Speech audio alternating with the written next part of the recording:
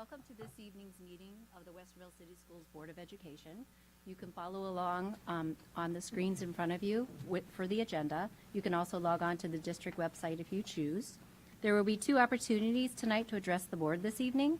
The first being agenda item 6.1. The first set of public comments is relative to agenda items 7.1 through 11.6. Please state the agenda items you are referencing at the beginning of your comments. The second opportunity is agenda item 12.1. There's a sign-up sheet located on the table in the back of the room, and each speaker will have 5 minutes to address the board, and a timer will be shown on the screen. And with that, Ms. Marshall, will you please call the roll? Mr. Bell? Here. Mrs. Meyer? Here. Dr. Nestor Baker? Here. Mrs. Altman? Here. Mrs. Davidson? Here. Will you please join us in the Pledge of Allegiance?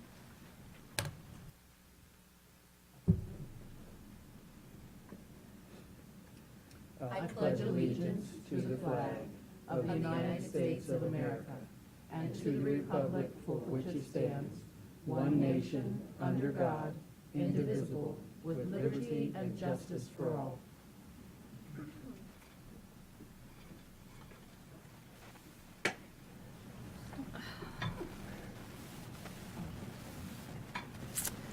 We do not have any district. Oh. James Harrison for this one. He signed up on the sheet. Oh. Okay.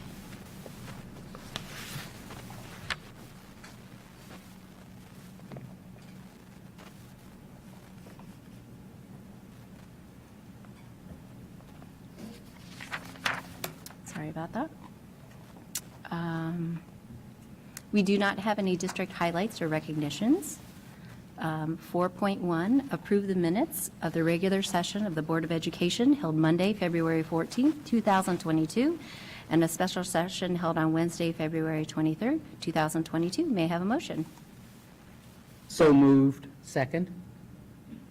Any questions, comments, concerns here? Ms. Marshall? Mr. Bell? Yes. Dr. Nestor Baker? Yes. Mrs. Meyer? Yes. Mrs. Altman? Yes. Mrs. Davidson? Yes. We do not have any reports this evening, which takes us to public comments. We have one public comment. Just a friendly reminder, each speaker will have 5 minutes to address the board, and a timer will be shown on the screens. And Mr. Hershiser will call the time when 5 minutes has elapsed. And we would like to welcome James Harrison to the podium.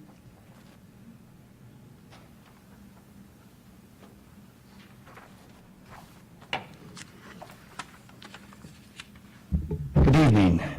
My name is James Harrison. I want to ask something, and this is what if. The head basketball coach of the team up north, I won't mention the name of the university, Juwan Howard, had and still has a tremendous opportunity in front of him. And for those of you who don't follow sports, Juwan slapped a white assistant coach after a basketball game ended last week.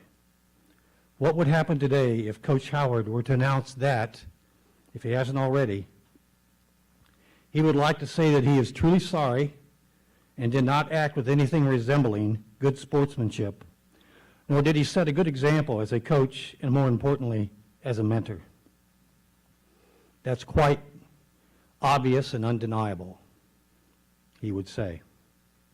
With that in mind, he would then proceed to personally apologize to the Wisconsin head coach as well as the other coach who he hit, and hope that they both accept his apology and please forgive him for his delay in sending it.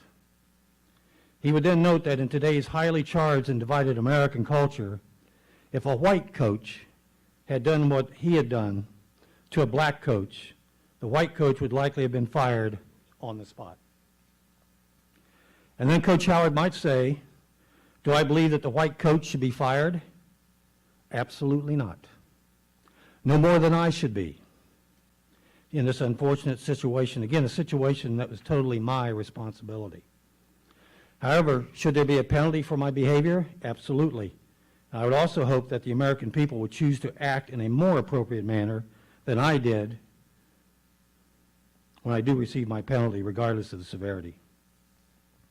There is no good excuse for what I did, Mr. Howard would say. I didn't, nor is there a good reason for any American, regardless of the skin color, to complain about the results, even if I were to be fired. because I and I alone was the one who put myself in that position, end of story. Folks, do you have any idea how far a statement like this from Mr. Howard will go towards healing the racist scab we keep picking in America daily? So does systemic racism exist? Of course it does, at least in theory. And for the record, in my humble opinion, the racist theorem will end when we stop speaking this divisive philosophy into existence, and no sooner.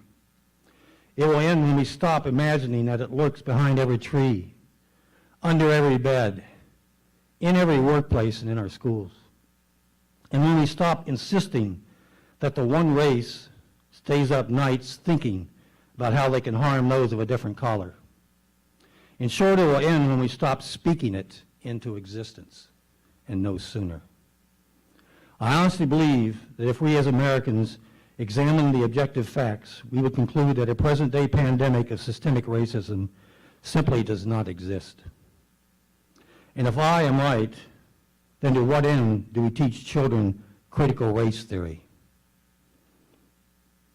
and other types of suspicions?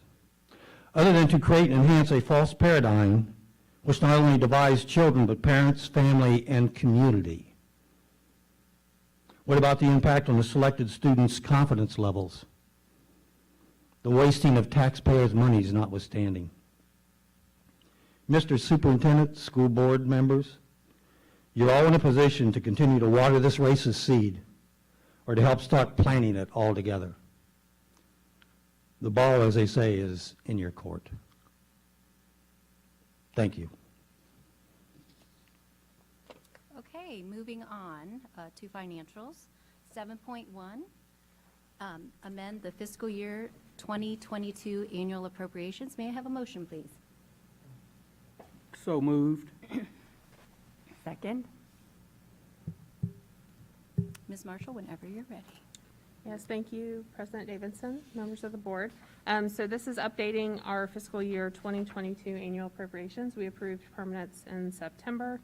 So this update comes with, we have a lot of grant allocation changes, mostly due to funding decreases. We're also approving additions for the South Phase 5 project and then some building fund initiatives for summer projects. We also have a large decrease in the general fund appropriations, which is due to the new state funding model. So we also see a corresponding revenue offset on our revenues, our estimated revenues as well. So that's why you see this. And there's also a budget increase for food service based on need. Okay. Any questions? Hearing none? Mr. Bell? Yes. Mrs. Altman? Yes. Mrs. Meyer? Yes. Dr. Nesterbaker? Yes. Mrs. Davidson? Yes. 7.2, approve the financial report and investments for January 2022. May I have a motion, please? So moved. Second. All right, thank you again. So this month we are going over January's financials. So we had, in the general fund, we ended with year-to-date revenues of $116.9 million. And again, our year-to-date is as of, so we're starting July 1st. So it's month-end as of the end of January. So year-to-date, $116.9 million in revenues for the general fund. Year-to-date expenses for the general fund were $112.5 million for expenditures. And then we ended with an unencumbered general fund balance of $141.3 million for the general fund. For all funds, we had year-to-date revenues of $158.5 million. For year-to-date expenses for all funds, we had $183.9 million. And we ended with an unencumbered fund balance for all funds at $220 million. Any questions or comments here? Hearing none? Mrs. Meyer? Yes. Dr. Nesterbaker? Yes. Mr. Bell? Yes. Mrs. Altman? Yes. Mrs. Davidson? Yes. 7.3, resolution to approve the purchases in accordance to ORC 41, and Board Policy 6320. May I have a motion, please? So moved. Second. Thank you again. So these are what we call then and now purchase orders. So this is where we have a purchase order that was in place after an invoice date. The vendor here is Great Minds PVC, and this was for some professional development that happened over the summer, to which we thought had been paid as part of another invoice. And so due to tracking, that purchase order got closed, and so we had to open up a new one, which created this. And the money has been budgeted, so I would recommend approval. Questions? Okay. Mrs. Altman, Yes. Mrs. Meyer, Yes. Mr. Bell, Yes. Dr. Nestor Baker, Yes. Mrs. Davidson. Yes. That takes us to the personnel consent agenda. Would it be okay if we took this as one motion? Okay, may I have a motion for 8.1 through 8.13, please? So moved. Second. Mr. Reeves. Thank you, and good evening, President Davidson, members of the board, Dr. Kellogg, and Mrs. Marshall. I would like to present to you for your consideration tonight's consent agenda. The items in tonight's agenda mostly represent our regular action items with regard to resignations, hiring, changes of assignment, and contract status changes. There are a few items, however, to be noted in tonight's agenda. Tonight, we are asking the board to consider and approve 8 classified resignations, 5 licensed change of assignments, 4 of which are selections for Minerva France Elementary School, one-time pays for both classified and licensed employees undertaking additional responsibilities and work completed outside of the contract day. We are asking the board to approve supplemental contracts for both our current winter tournament and for our spring sports, which officially began on February 21st. With board approval of their hiring, we would like to welcome 7 new classified and 3 licensed employees to the Westerville family. And lastly, and my favorite part, we have 2 retirements to consider this evening. Kathy Cairo will be retiring from her role as food service lead based out of Mark Twain Elementary School with 20 years of service to the district. And Tim Bates will be retiring as a longtime math teacher and coach for the Westerville South Wildcats with 34 years of service to the district. And I've had the good fortune to get to know Tim and his wonderful wife, Ann, who retired from our district last year. Collectively, Kathy and Tim have served the district for 54 years, and that would take us back to the year of 1968. In that year, President Lyndon Johnson shocked the country by announcing he would not run for re-election. The world lost 2 remarkable leaders in Martin Luther King Jr. and Robert F. Kennedy. 2 groundbreaking movies starring Sidney Poitier were nominated for Best Picture, Guess Who's Coming to Dinner, and the Oscar winner, In the Heat of the Night. Otis Redding whistled while he sat on the dock of the bay. The Temptations wished it would rain, and the Beatles continued to capture America with Hey Jude. And a little closer to home, much like Minerva Park Middle School, Blendon Middle School was a skeleton of bricks in preparation for its 1969 grand opening. And on September 29th, 1968, Charrington Elementary School was dedicated. Be happy to answer any questions you may have. Any questions? Yeah. Okay. Mr. Reeves, Mhm. can you share with us about the recent recruiting trip that you took to Tennessee State? Thank you. One of the many recruiting trips coming up, I went down at the end of last week down to Tennessee State in Nashville, my first trip to Nashville. Tennessee State is the flagship HBCU in Tennessee, and that's part of our equity team's intentional strategy to go out and recruit a more diverse candidate pool to be a part of our school and our school teams. And it was very interesting. I went there, and it was not specific to education. It was a multi-industry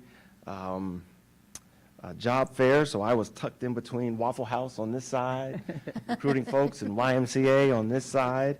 But I had the opportunity to speak to well over 7 or 8 young people who are very, very excited. The first 2 I met were actually from Cincinnati, and we're very familiar with Columbus, not so much Westerville, but we're very interested. A young man who is into elementary education and was very excited, took my information, will definitely reach out to me. He's just a junior, so he has another year of school. I made a personal connection with the Department of Education, or not the department, but the Dean of Education and the School of Education there, and as well had a long conversation and traded information with the Chief of Staff of the President of the University and the head of all of student activities, and made it known that I would like to have a direct and personal relationship with Tennessee State, as we're very eager and interested in recruiting their students to Westerville. Passed out a lot of information. The city was very, very gracious in giving us information not only about our schools, but the city of Westerville, because when we go out of state and we're trying to bring people into our community, we're not only recruiting our school district, but we're recruiting our community as a whole. And it was very favorable. I look forward to engaging further with the folks from Tennessee State. I offered to come if they had any special events specifically for the College of Education and their students. 5.5 hour trip, so it wasn't that bad to go back down and speak with them personally. And next week, I am off to West Virginia State University, which is the flagship HBCU in West Virginia. So I think it had potential. I think we sowed the seeds that I hope will blossom into a good relationship that will keep a pipeline of young folks in the central and south part of the United States coming to Westerville. Great.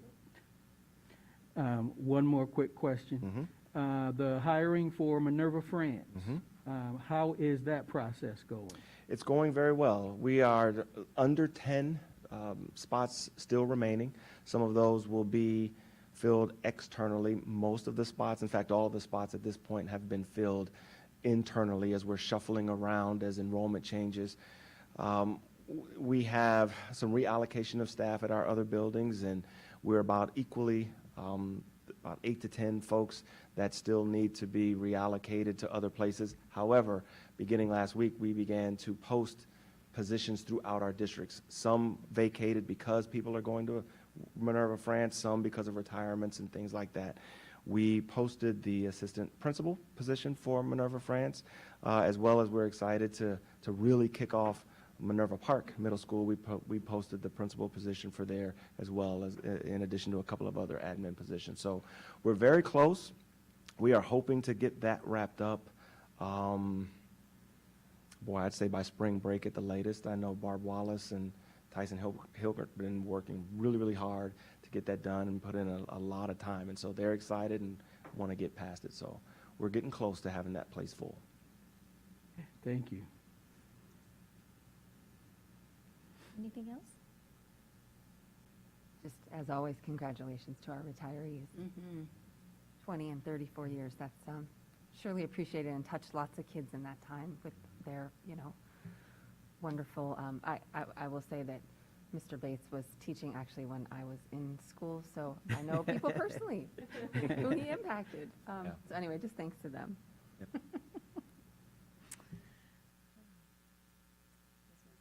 Thank you. All right, thank you. Mr. Bell? Yes. Dr. Nestor Baker? Yes. Mrs. Meyer? Yes. Mrs. Altman? Yes. Mrs. Davidson? Yes. That takes us to old business, 9.1, the final reading for policy 5350, student mental health and suicide prevention. May I have a motion? So moved. Second. Any final comments, questions? Hearing none, Ms. Marshall?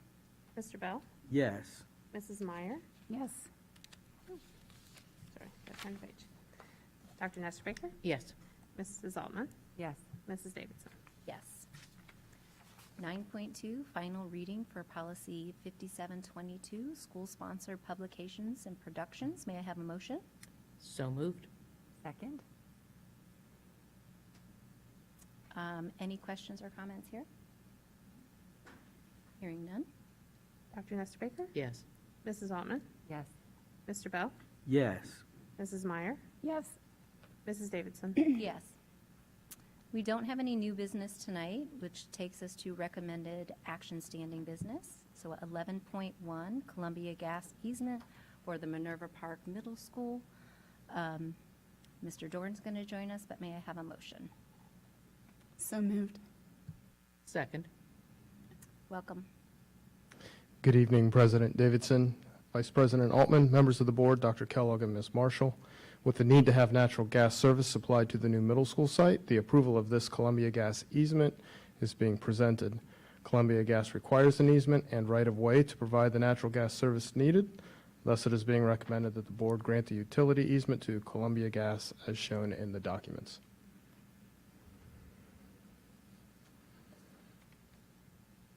Any questions?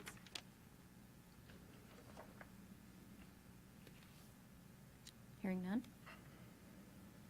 Mrs. Meyer, Yes. Dr. Nestor Baker, Yes. Mr. Bell, Yes. Mrs. Altman, Yes. Mrs. Davidson. Yes. 11.2, construction document stage submission for Westerville South High School renovation Phase 4 in the ELPP project. May I have a motion? So moved. Second. Mr. Dorn? I'm actually going to present the next three resolutions. Yes. That's okay? Can we take those all as one? We need to, Yes, let's take those one. Yes. okay, so let's, how do I do that, Nancy? Friendly amendment. Friendly How amendment? about that? We'll do a friendly amendment to take 11.02, 11.03, and 11.04 as one item. May I have a motion for 11.02, 11.03, 11.04 as one motion? So So- moved. Second. Thank you. These three resolutions presented here are for the construction document phase approval for the Hawthorne, Whittier, and South Phase 4 projects. The CD phase is the final phase submission with the program of requirements, schematic design, and design development planning phases having already been previously reviewed. These projects are part of our Expedited Local Partnership Program, ELPP project, with the OFCC and is required for the board to approve each phase of the design when applicable. For South Phase 4, the POR, SD, and DD phases were completed prior to the project becoming part of the ELP project. Therefore, you only have this phase to approve for this individual project. Given the late addition to the ELPP project, this phase has already been out to bid as well and was awarded to Play Services, Inc. So the OFCC is catching up on this particular set of documents. The designs first go to the OFCC's regional program consultant for review for compliance with the OFCC's Ohio School Design Manual and for identification of the locally funded initiatives before coming to the board for approval. The projects have met the OFCC standards and are now before you. It is being recommended that the board approve the construction document stage submissions for Hawthorne, Whittier, and South Phase 4 projects and authorize the superintendent and other administrators to proceed with bidding the projects where applicable, because we've already done one. Okay. Can I just, Mr. Dorn, I think it's always good to, we have so many projects going on. If we just take a moment when we're approving these to have you just remind everybody of the timeline and like so many phases at South, if you can just give a brief summary for the public on Sure. Phase 4. Thanks. Westerville South project started in 2019. Phase 1 was completed in essentially December of 2020. Phase 2 completed, it was actually 2 phases to Phase 2. The first phase, which was the academic wing, was completed in August to start the school year, and then the cafe area finished a little bit later, about October. Phase 3 reached substantial completion last week. It's one of the academic wings. It's the southern second floor academic wing at South. So that is substantially complete, and students have been occupying that for some time. Phase 4 is the first floor of that same wing, which is currently under construction. An interesting note about that is that the elevator is in part of Phase 3, and so we have to maintain the corridor throughout this project, making it even more difficult for our contractors, but they're doing a fantastic job. Phase 5 is actually in design. You'll probably be seeing something from Phase 5 this summer, and then Phase 6 in the entire project should conclude at in August of '23.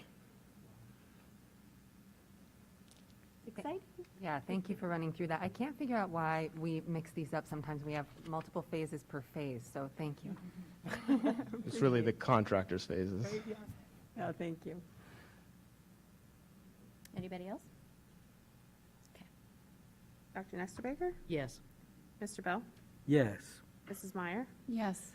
Mrs. Altman? Yes. Mrs. Davidson? Yes. 11.5, a resolution to approve the playground package for Minerva France Elementary School. May I have a motion? So moved. Second? Mr. Dorn. The resolution presented here is to approve the purchase of the majority of the playground toys for the Minerva France Elementary School playgrounds. This includes 3 large toys and several small toys.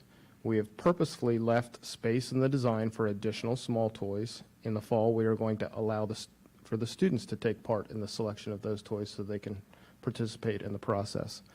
A request for proposals was conducted and 4 bids were received. The proposal accepted was made by Service Supply Limited, Inc., in the amount of $193,475.12. It is being recommended that the board accept the proposal for the playground package at Minerva France Elementary School from Service Supply Limited in said amount. Any questions? Thank you, Scott.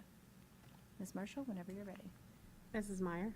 Yes. Mrs. Altman? Yes. Mr. Bell? Yes. Dr. Nestor Baker? Yes. Mrs. Davidson? Yes. 11.6, Policy 2266, non-discrimination on the basis of sex in education programs or activities. And Mr. Reeves will join us. Yes, thank Oh, you. may I have a motion? So moved. Sorry. Second. Thank you, President Davidson. This is a revision to Policy 2266, non-discrimination on the basis of sex in education programs or activities. There is no substantive change to the wording or processes or policies. However, we are required by law in this policy to name who our district's Title IX coordinator is, and that position will be moving from my role to the new coordinator of enrollment services and Title IX coordinator. And so by law and by policy, we need to make that change. That's the only change in the policy. Okay. Any questions? Hearing none. Ms. Marshall? Thank you. Mrs. Meyer? Yes. Dr. Nestor Baker? Yes. Mr. Bell? Yes. Mrs. Altman? Yes. Mrs. Davidson? Yes.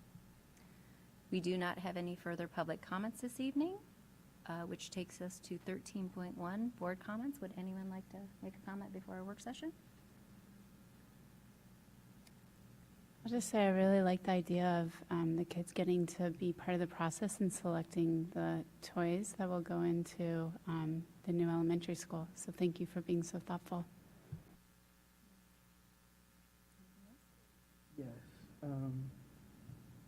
Today is February the 28th, and so today marks the end of Black History Month. The month of February has been set aside for us to recognize the accomplishments and the contributions of men and women of color throughout our nation, throughout our history. Just a few of the contributions that black men and women have made to all of our lives include the invention of the internal combustion engine, the gas mask, the 3-light traffic signal, a system of blood preservation, the automatic opening and closing elevator door, home security systems, yes, peanut butter, potato chips, the lawnmower and the lawn sprinkler, Tide laundry detergent, as well as many of the recipes for the salad dressings that are made by T. Marzetti. And so the contributions of black men and women touch each of our lives in a number of ways every day. And so as Black History Month concludes, we want to certainly also thank all of the staff and students for the many celebrations that have taken place throughout this month, and congratulate them for a job very well done. I would also like to highlight real quick, I had an opportunity to meet with the Westerville Parent Council to represent the board in their meeting to answer their questions. Want to thank Rachel Kreitz for the opportunity to come and to connect once again with parents and to answer their questions, hear their suggestions and feedback. and to encourage parents throughout the district. One of the things that you can do to get involved is to get involved in your PTA or PTO organization in your building, or become a member of a booster club across the district. These parent organizations are volunteer organizations who, without their support and their contributions, we would never be able to do all that we do as a school district. And so I want to thank Rachel and the administration and all of the volunteers who participate in Parent Council and the parent organizations all across the district. Parent Council has their Summer Expo that is coming up on March the 19th at Westerville North High School, located at 950 County Line Road, from 11 a.m. to 2 p.m. So now is about the time when a lot of families are starting to figure out, okay, what are we going to do with our kids for the summer? And the Summer Expo is a wonderful opportunity to come and see what kinds of programming is being offered throughout our community over the course of the summer.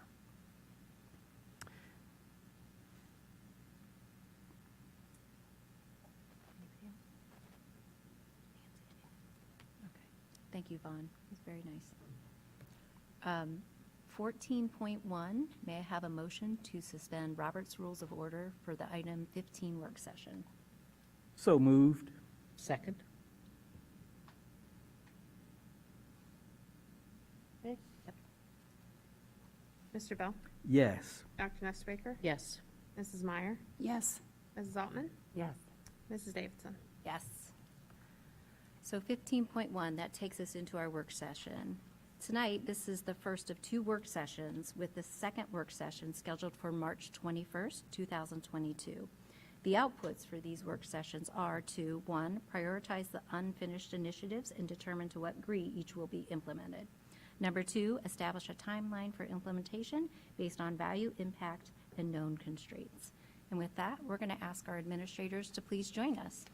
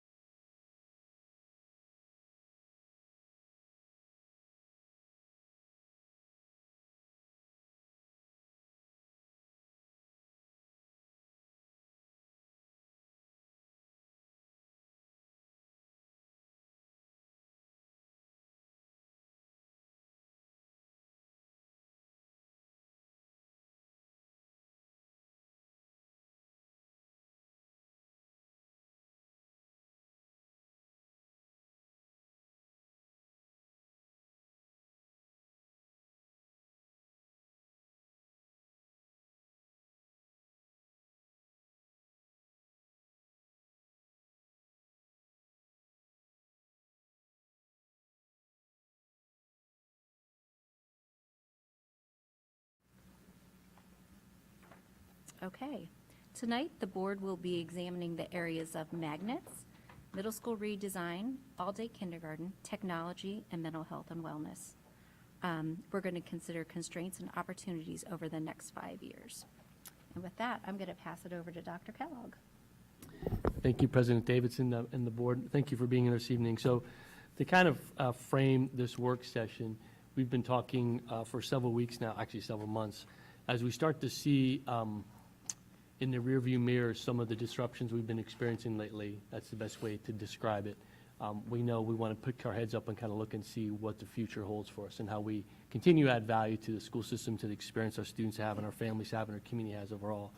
And so there's work we've been talking about that needs some more attention and in order to move it forward and set some priorities. And so we've invited the administrative team here who are leading a lot of these initiatives to have a conversation with the board this evening. And the goal really this evening is just to create a shared understanding about what these initiatives are, what the histories are, look at some of the cost implications, and frame all that for the long picture, for the long term for us. So tonight's activity, again, going to build shared understanding, ask questions, and position ourselves for decisions in the next board session or wherever we want to put that. So with that, we're going to kick off tonight. You also have, as part of your work board, to the board members, Jill did a fantastic job of putting together this 3-ring binder. So all of the slide decks that they may refer to this evening that you've had access to are in here. Some financial information from Ms. Marshall is in here for you. The agenda for this evening is in here for you.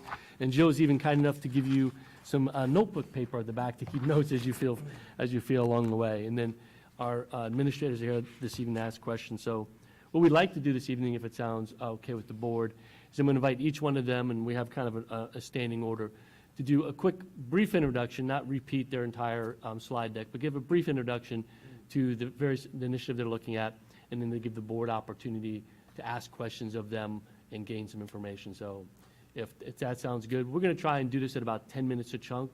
If we get to 10 minutes and we need 12 or 15 or 20, that's fine. It's at the board's discretion. But in order to just try and keep us moving along, we thought we'd keep an eye on that. So I'll ask Mark to try and help me with that one. But again, board's discretion if they want to go longer. So if that sounds good, we'll start with Tammy Santa, who's going to have a conversation with us, share some information about the state of the district and the history of the district as it relates to mental health and wellness. So, Ms. Santa? Thank you.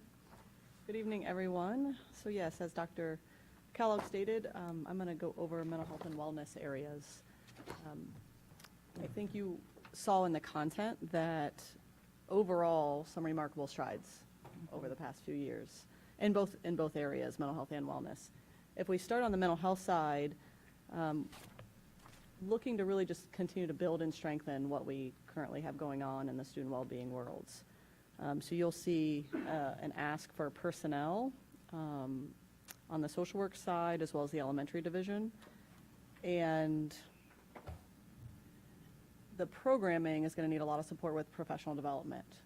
So you'll hopefully, we're able to see that the programs, we're starting to spend a lot more attention and time on solid programs that align with evidence-based practices and policy. So just want to continue that thread K-12. The only call out I wanted to remind you of, if you have questions about, would be the Adam H.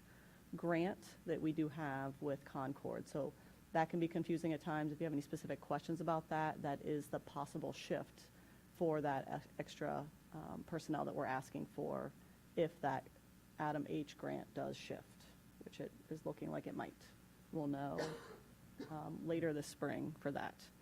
And then again, still learning a ton about the wellness side of the world.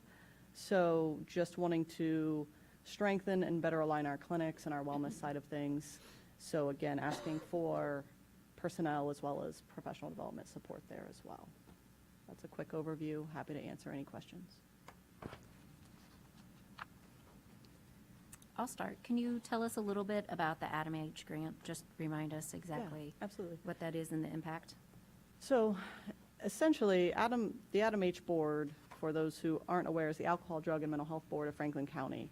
So we have had a lengthy relationship with our chosen provider, which is Concord Counseling Services. So this is a school-based prevention grant that pays Concord directly. We choose Concord. They give us the people.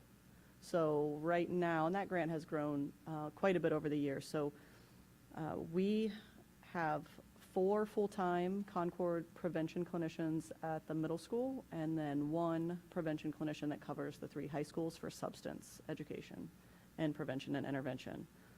So right now, we're able to be pretty flexible with how we define prevention under those grant parameters. The shift is trying to box in that prevention definition very tightly. So they have some possibilities of not being able to use those clinicians how we currently use them, which would make it really difficult at the middle school level if we do make that shift. Now, they work on a January to January cycle, so they are trying to firm up this draft revision by May, and then we should know that this would go into effect January 2023. So we've been talking with Concord, having those conversations of what that looks like.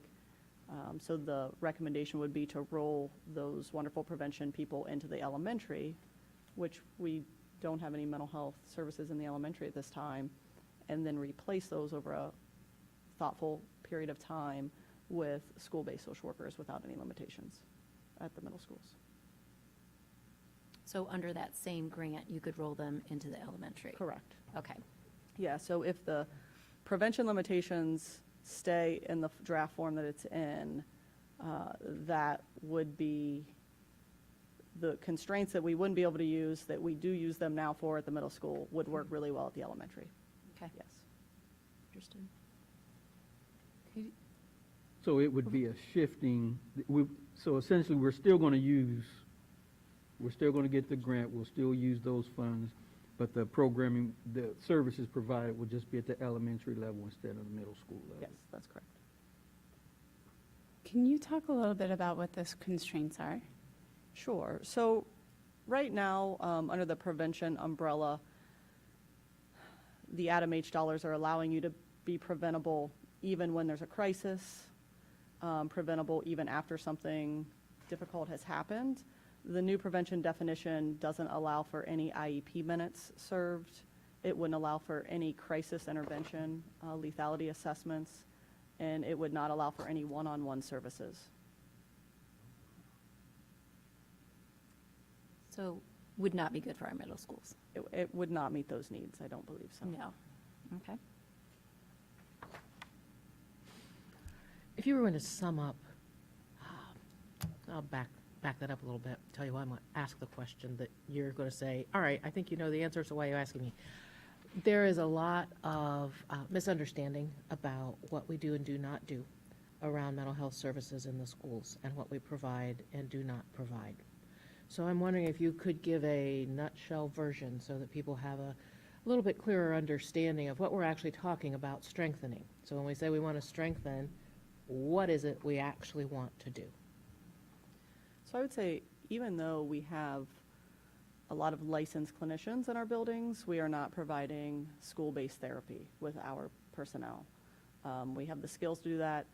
We are there to intervene in a short-time school-based appropriate intervention and link to ongoing services when it comes to those one-on-one crisis moments, and then provide, again, school-based support, leaning on linking people appropriately to outside services. What we would like to strengthen is to do less of the crisis response and getting into more of a balance of education, prevention, and getting ahead of things versus just continue to go after one fire and one fire. So to strengthen that would just be able to take these programs, put more thought into the programs, right? So high school Hope Squad and trying to be more proactive with our student well-being team and strengthening the supports there, which we've done a remarkable job of the past several years, so that these programs can thread K-12 and start to just have a nice crosswalk into each year of true prevention. And so we're not intervening as much in a critical world versus just allowing not only people to ask for help before it's absolutely crisis-based, but being able to respond more thoughtfully. I think it's important for people to understand that's our direction, and that, when you think about the world, and you think about society, and you think about the needs of kids and what they're bringing to school, it becomes pretty clear that prevention is key.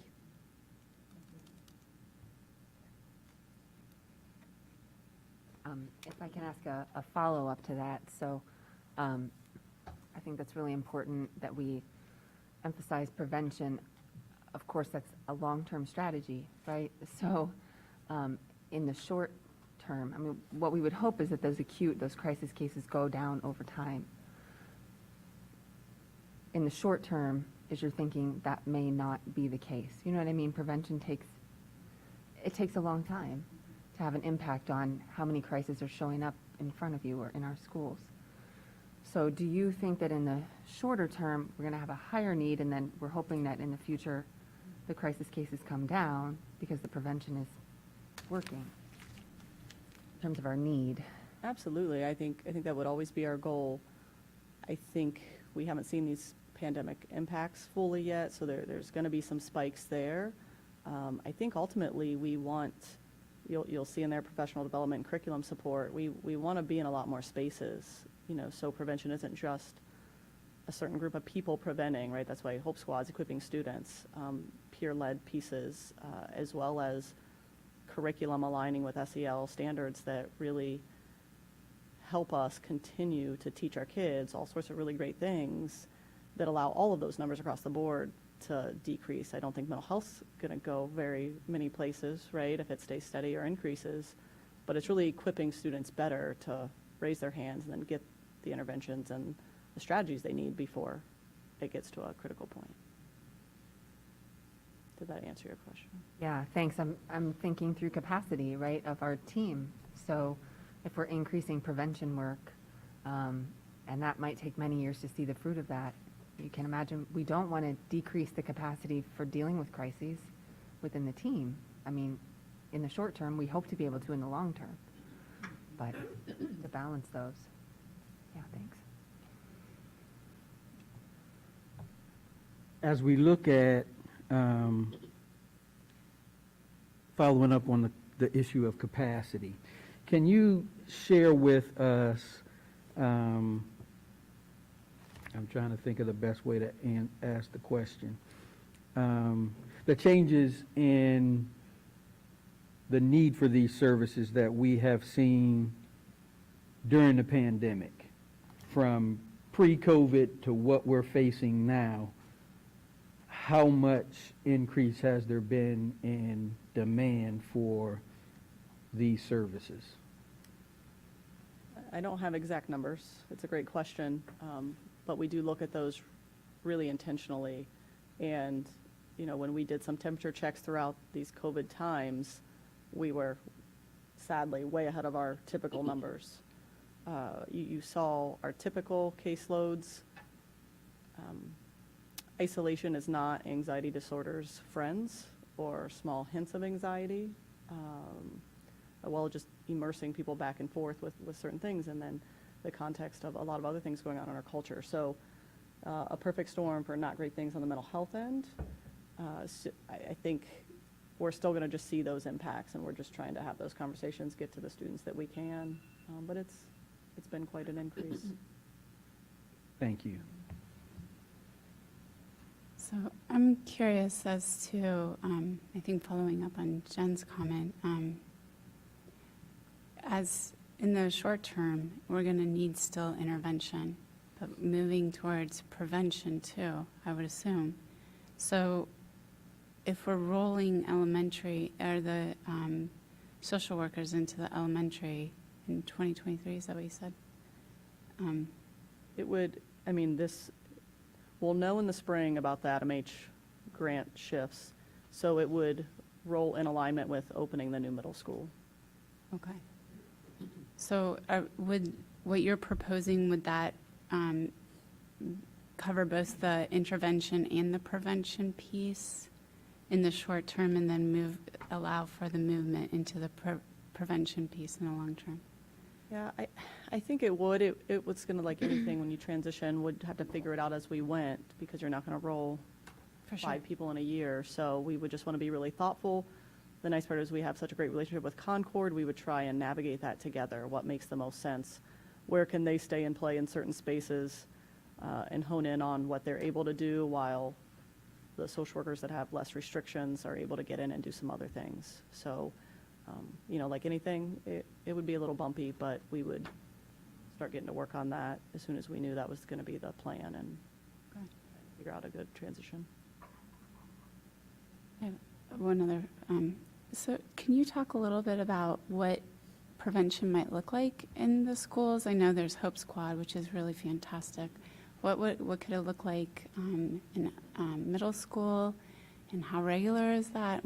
Just curious as to what that looks like. So prevention can look like a ton of things, from classroom education pieces, and again, that would vary on topics, but if that's QPR and having people actually deliver that, which is question, persuade, refer, if you're talking about suicide education and awareness, to just basic coping strategies.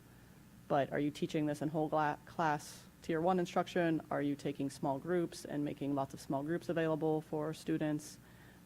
Parent education is a huge piece that prevention ties right directly to. And then we just haven't had a lot of opportunity to do that at the elementary level, and I think that's where you sink a lot of your energy into. You know, we're learning a lot at the high school level with Hope Squad of students not knowing how to understand what their body's telling them. That's something we could easily teach in kindergarten, right, and continue to teach that as we go. They figure it out, right, but it's a lot more effort when you're 15 than when you're 5. So, you know, prevention is a giant umbrella. We would have to just think thoughtfully, because we want every student in kindergarten to get that same opportunity. We want every student in 3rd grade, whatever it might be. We would have to work really well and really closely with Concord, but that is their gift, is in prevention. They've got access to a lot of great materials.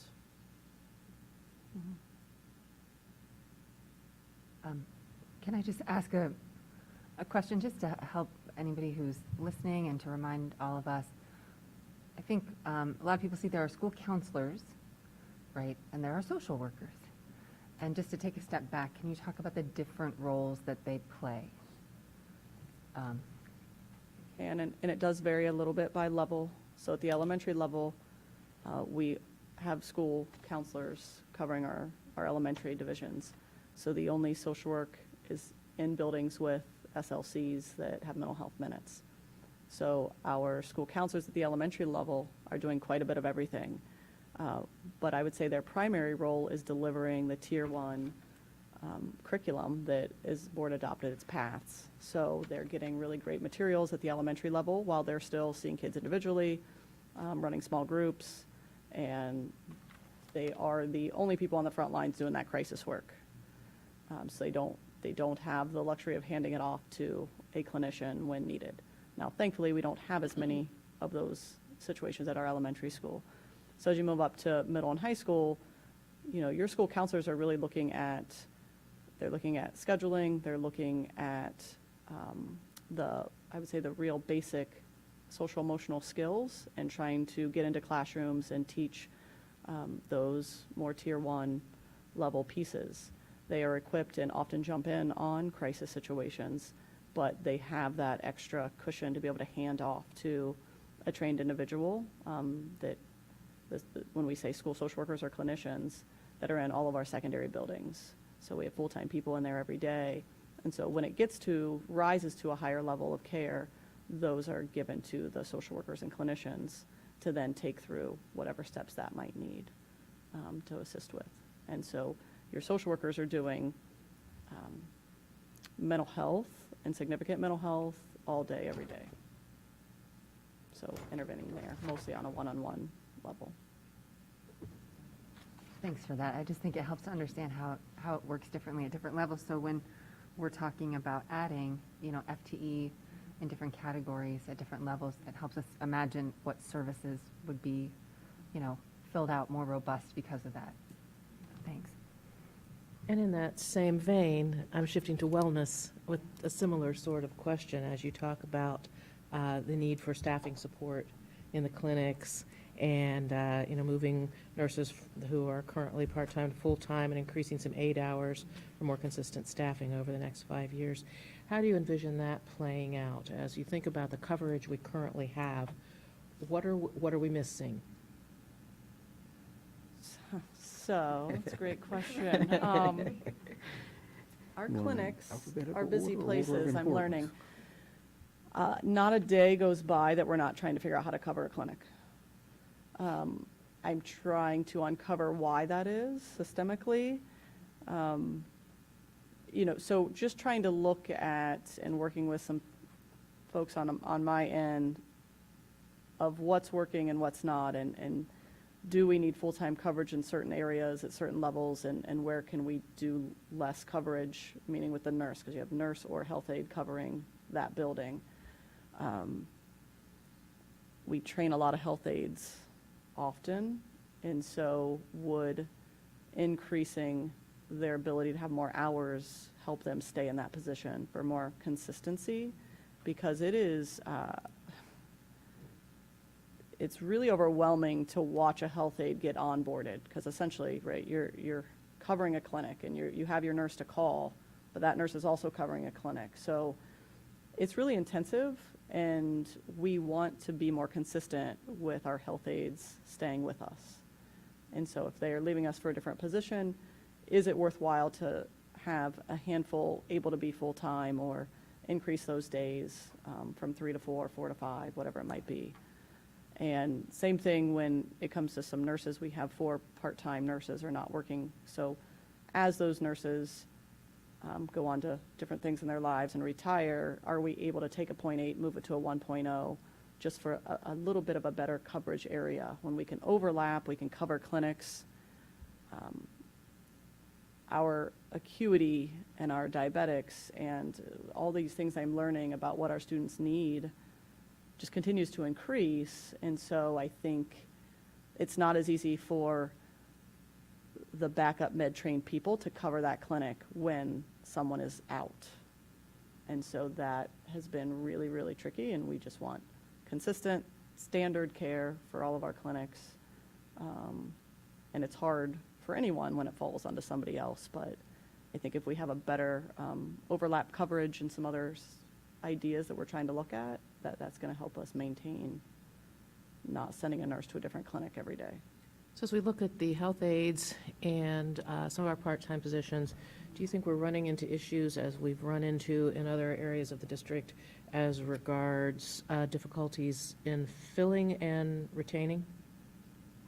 Yes, and it often, I've talked to several health aides who they would like to stay, they like the position, but they went and took the next level of a position that offers more hours. Okay, thanks.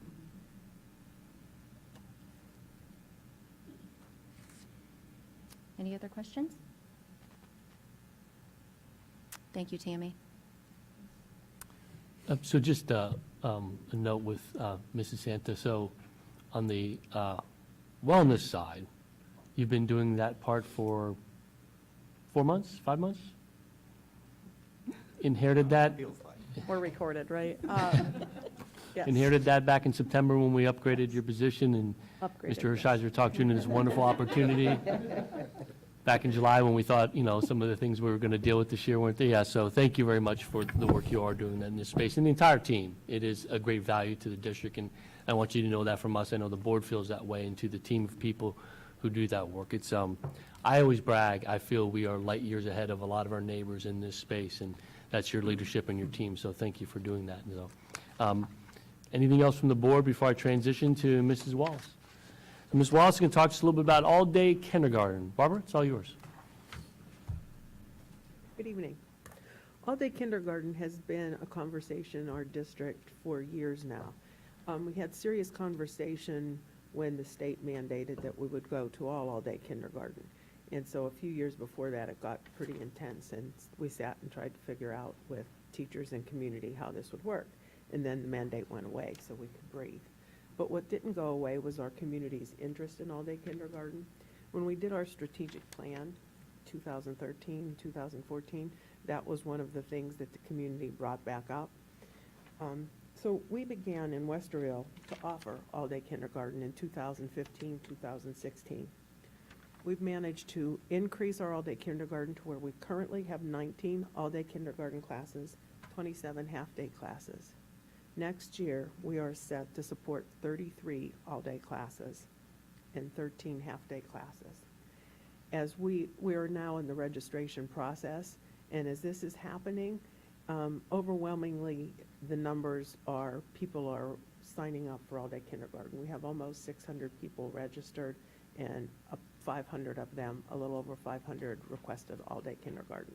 So with 600 kids in the boat, that's probably about 2/3. We can probably look to see this trend continue, and it puts us in a really good, strong position as a district to be able to learn from what's coming in the next couple of years.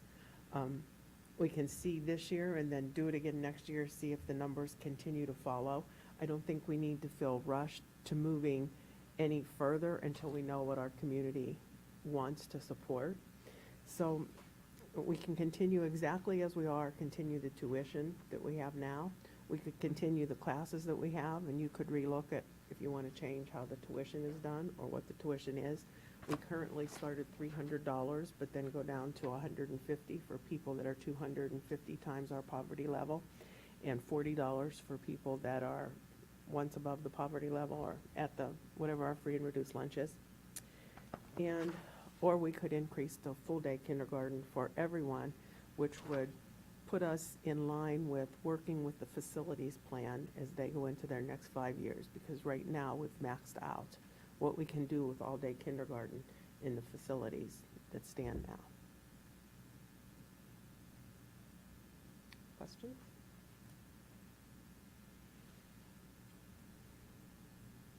I appreciated your video. It was, I appreciated all of your videos, not just Barbara's. But it really did help to think about it. You know, having been on this ADK train for a while, it was good to go back and look and see where we have come to from where we began. But as I listened to your video and what you just said and listened to some of the other videos, I'm wondering where we stand in relationship to other districts, neighboring districts, and how many of them are now ADK tuition-free, how many of them are totally ADK, and it would be good to have a sense of that as we move into making some decisions about this. This area is changing rapidly, and as we look at what's going to be going on, 12, 14 minutes from us to the east, with the vast influx of individuals who will be coming to live in this area, I think we're going to see some cascading changes that occur in all of the surrounding school districts. And I am very interested in where we are as regards what we provide within a rapidly changing community versus what our peers provide in a rapidly changing community. And you may not know that now, and I didn't call you today and say, hey, Barbara, I'm going to ask you this question. But it would be, I think, helpful to know where that is. So that's more of a statement than a tell me the answer right now, Barbara. The other thing is, as we look at half-day and all-day, and we look at the discussions that are going on around the country now and the research that is coming out ever stronger about the importance of play and the importance of increased socialization time over academic time in the kindergarten years, how do you see that thrust, which in some ways is a back to the future sort of thing, but how do you see that thrust impacting what we do at both half-day and all-day? All-day definitely provides us with the time to do that. Our half-day classes are so focused on getting the academic content in that they have to get in to meet the standards that there's very little time for that play. There's very little time for the small groups. All of our teachers have a book that teaches play in kindergarten, and we have discussions on it, and it is very important. But there's also, when you're trying to do it in 2.5 hours, you have to prioritize, and if it's going to be your English language lesson or your play lesson, the play tends to get shoved to the side. The all-day kindergarten is the gift of time. That is the biggest thing that it provides for us, and it just enables everybody to slow down and go at a pace where the kids do have the time to do things other than move from content to content to content to out the door. And I don't remember what the other question was I had, so somebody else go, and I'll think of it. Could you share with us what are the benefits of all-day kindergarten versus half-day? Well, there again, I think number one is always going to be the gift of time. And with the gift of time, though, then when you look at some of our at-risk kids, we're feeding them breakfast and lunch. We have them with us longer. We have more time to work on the social and emotional learning that comes with kindergarten, learning how to get along. They have a time right in the middle of the day where they're planning and they're playing with their peers, where the half day you miss that recess because you're on the bus going home. It gives us time to repeat and refocus that language arts lesson where for children who are at risk and need it presented in a different way or presented again. And I'm going to keep saying it. It keeps coming back to the gift of time to get it and to do it right, to do it at a kindergarten pace. Thank you. If I can follow on that, so again, I don't expect that anyone has numbers and data to throw at me, but I'm thinking about your two presentations sort of connected. And when we have kindergartners all day, are you talking about the gift of time, the social emotional piece we can spend more time on? I'm just wondering, between Ms. Wallace and Ms. Santa, how does that impact the need for counselors at elementary school? Like, how is that content? Is it just the classroom teacher who's providing it? Just thinking through how important the social emotional piece is for these really young learners. And if we have the gift of time, is there a way in which we're able to make those social emotional connections, by leaning on people outside of the classroom teacher? And maybe that's not something we do, and that's fine. But I'm just wondering how those two pieces might fit together, both in terms of how they're working now, but then also when you look at a really substantial, like almost a doubling of ADK and potentially more time in the day for social emotional types of learning, what that might mean for the future. And it would certainly, I'm sure Tammy would agree, be nice if we had more counselors in there with the children, but our paths lessons can be implemented by the classroom teacher and are, for the most part, and our counselors are more support. Yes, they'll be stretched a little further and expected to go into more classrooms, so that is something that we'll have to watch and see how it plays out and see how the need continues. But the program paths is a classroom program, and it's very easy for classroom teachers to incorporate that in, especially our kindergartens still do their circle time. Paths fits right into that morning circle time meeting. Great, thanks. That's helpful just to think about how they fit together. Appreciate that.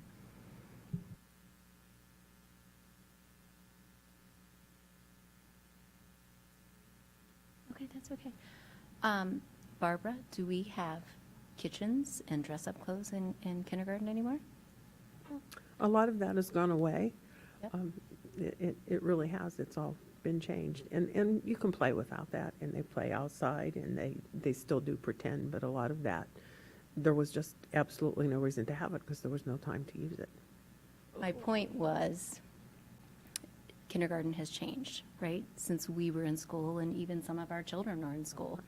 It is, I think, a lot harder to get through the academics when it's half-day, because it's the same academics as half-day and full-day. So that was the point I was trying to make there. That's absolutely true. Yeah. And putting the all-day back in provides just that ability to do that curriculum better and not feel so rushed. Well, I'm all about the foundation, building that foundation, because I feel like if you can get it then there's less remediation further on. So that goes for everything. So you're thinking we should probably add a little more to line items that would let us put kitchens and dress up back No, up? I want to point out that It it's is become very so academic focused that part of the reason we're having so many of these social emotional issues is because we don't let our kids be kids anymore. The focus is academics, and it's not play and learning that way. So that was my point there, trying to be kind. Mm-hmm. I don't know if this is an actual thing or not. It might be moot, but given that if it goes to all-day kindergarten, would that need an increase in bus routes or more busing? Because there would be more kids leaving later in the day. than, you know, because there's half day. Do you know what I mean? There'd be more kids, period, leaving at the same time. And what would that look like? I think there could be a slight adjustment in a couple of buildings based on bus loads that typically run heavier than other bus loads.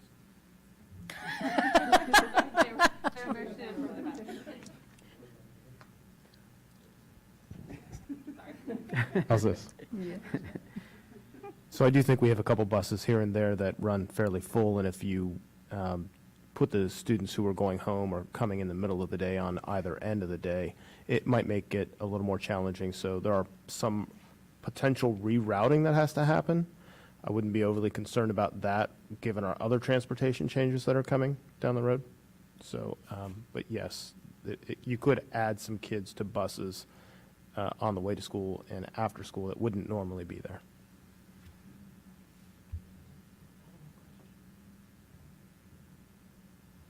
I remembered what it was. It's actually, there are two parts. Number one is before COVID hit, we were looking pretty steadfastly at collecting data, both near-term and longitudinally, on our kids who are in ADK versus half-day, and looking at where those things went. Are you intending to resume that steadfast approach moving forward, or have we set that aside for now? Well, it hasn't happened this year, and this year is more of our baseline, but we are getting, throwing a plug for our iReady program that we've started. We are beginning to collect some really sound good data from that, and as we use that, we'll be able to use that moving forward with our kindergarten also, and see the difference in the growth from the half-day to the all-days. So yes, we actually have a better tool for doing it now. That's really good.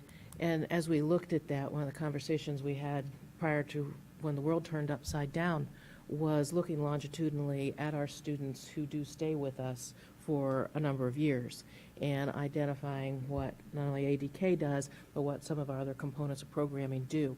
And it also, you know, will tie in with Tammy's work as well moving forward. And the last thing I wanted to know is, what are you seeing as regards our current readiness levels? Have you, as we looked at readiness levels again pre-COVID, we were looking at some difficulties in readiness as children were coming in, which suggested that they were behind where they should have been.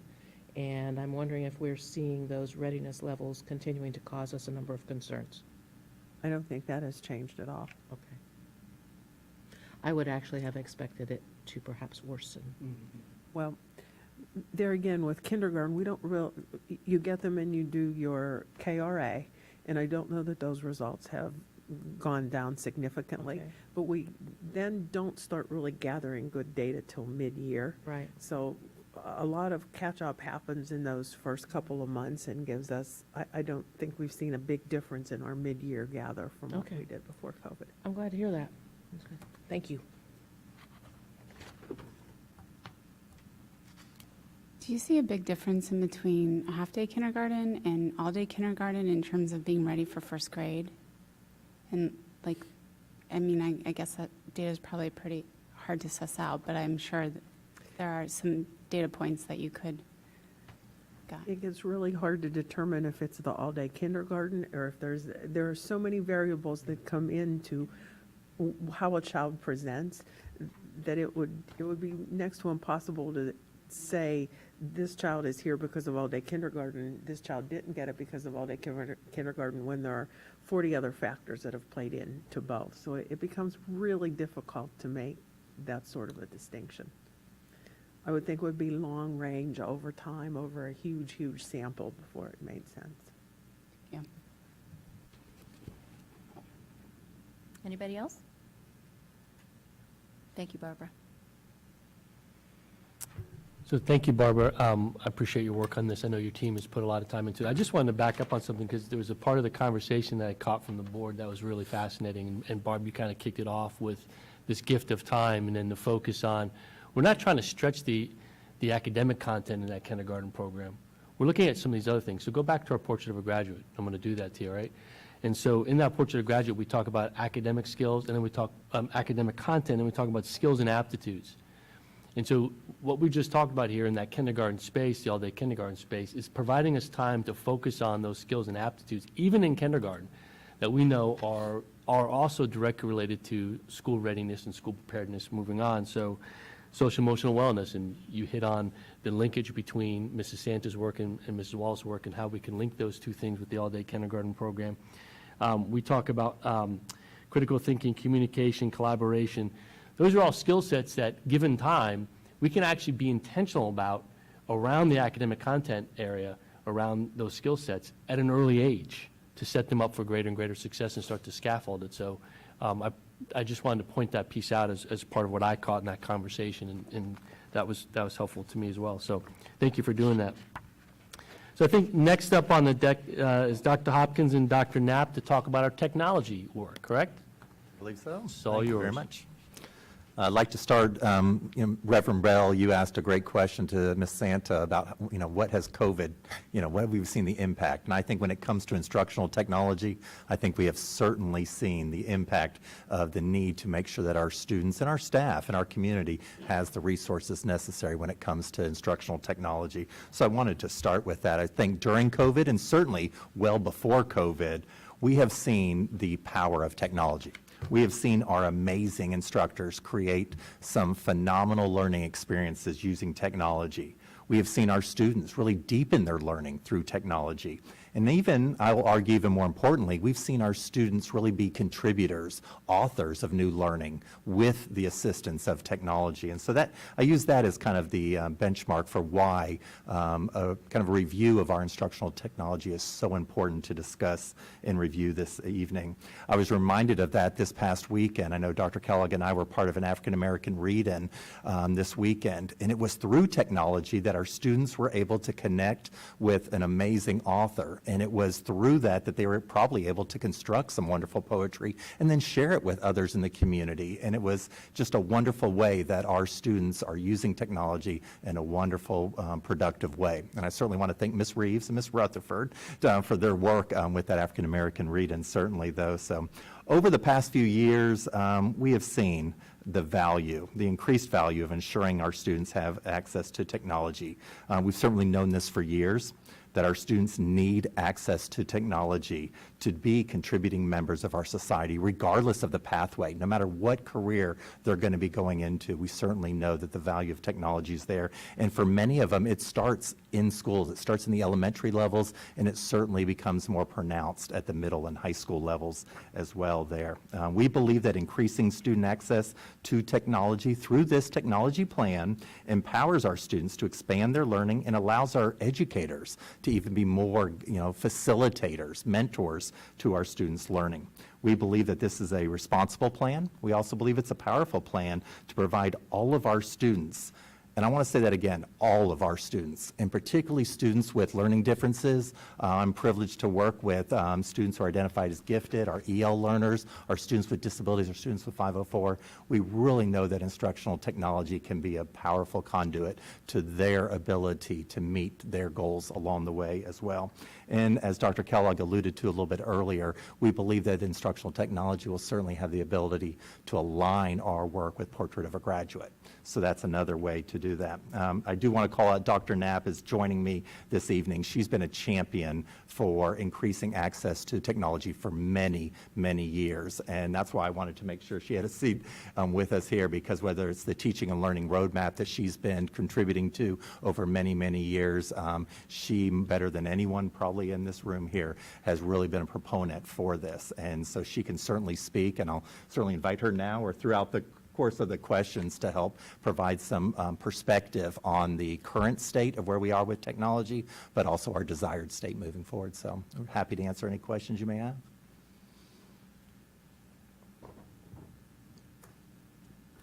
Want to go first, Vaughn? So with this plan, this will take us to a 1-to-1 in terms of student to device ratio for K through 5, or K, for 5 through 12. Grades 5 through 12, yes.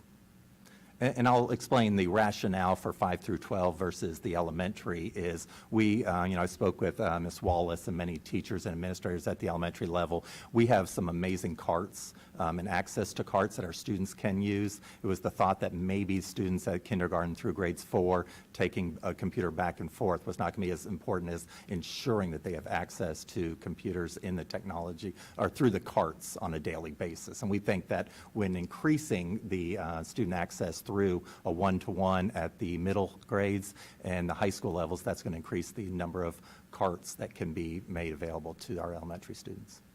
And so just to add to that, with K-4, they would be one-to-one while they are in school. So really, it would be a K-12 one-to-one, 5-12 is take-home.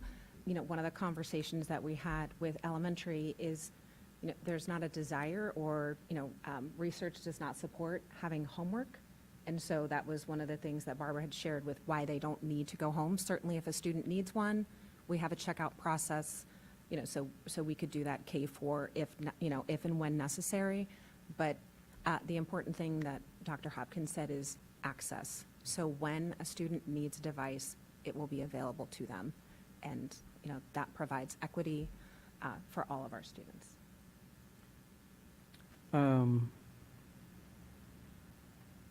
The questions are coming to my head faster than I can give them voice. Could you explain to us what you mean when you say cart, what that is?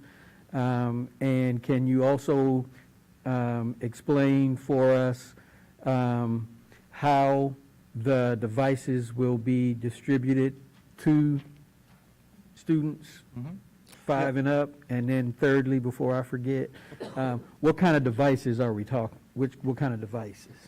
I'll start with the last question first. We're talking about Chromebooks. Okay. We have carts in all of our grade levels right now, and we believe that it would be responsible to still maintain computers in our carts at our secondary levels, especially for testing, until we know that the one-to-one program is working well and students will have them charged and available on these important testing dates. Our carts have about, between 20 and 30 computers in them, and they are able to be charged. The students, I've seen it, they know exactly the drill. They bring them in, they slide them in, plug them in, and so that they're able to charge when they're not in use. And the carts are on wheels, so they can be wheeled around no matter where the students are learning. And the distribution process, I think that was your middle question there. What we're looking at with this plan is rolling it out in kind of a staggered way. We think eventually providing students at the 5th grade and 9th grade, giving them a computer that a good estimated lifespan for a computer is about 4 years. So we would purchase the computers and have some warranties associated with them and some plans there to possibly provide some warranties that parents could choose to use. But it'd be at 5th grade, you're issued a computer, you're expected to maintain that and through your middle school, and then at 9th grade, you're getting a new computer to do that. I believe our plan is to start with having the first year, if it's approved, the 5th and 6th graders, and then the 9th and 10th graders would be getting computers initially. And then the next year, the next 5th grade and the next 9th grade. And so we're kind of stair-stepping this because, as you can imagine, with the refresh cycle, if we just gave everyone a computer at the same time, the refresh in 4 years would be. So, but we also feel by having those carts available to our students in there, those students in 7th grade, 8th grade, 11th, and 12th will have that access to computers along the way. So that's how we'd like to roll it out, if you will. Okay. And what about are students able to bring their own device? Yeah, those are some of the questions, and I'll start and have Dr. Knapp add to it. Right now, we do have board policy for bring your own device. I think there's a great deal of benefit to having students all having the same device when we talk about maintaining it, knowing on the network what works well. I don't think we're necessarily objecting to a student who, for one reason or another, says, no, I will be bringing in this Apple possibly, or something different along the way, because that's what they use at home, that's what they're familiar with.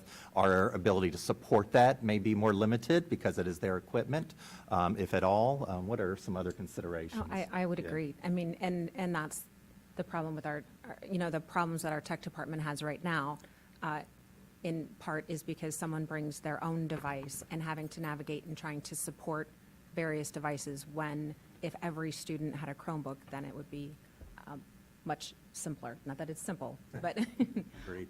yeah, much simpler for them. And when we talk about carts, as Dr. Hopkins mentioned, having 30, and what our setup was when the first learning and teaching roadmap was, 2 devices, or 1 device per, am I saying that backwards? 1 device for every 2 students, sorry. And so it's 1 cart between 2 classrooms, and so 2 teachers are sharing, and it just becomes problematic when, you're trying to use iReady or you're trying to do different programs. So by doubling that and moving carts, and really we have a lot in secondary, and we do see that those would sunset into the elementary, and as Dr. Hopkins mentioned, those 6th graders would only have those computers for 3 years before they would turn them back in. We would then cycle them into the carts for that additional year because they have that warranty. So now that we have a very thoughtful and long-term plan to use every computer to its fullest potential.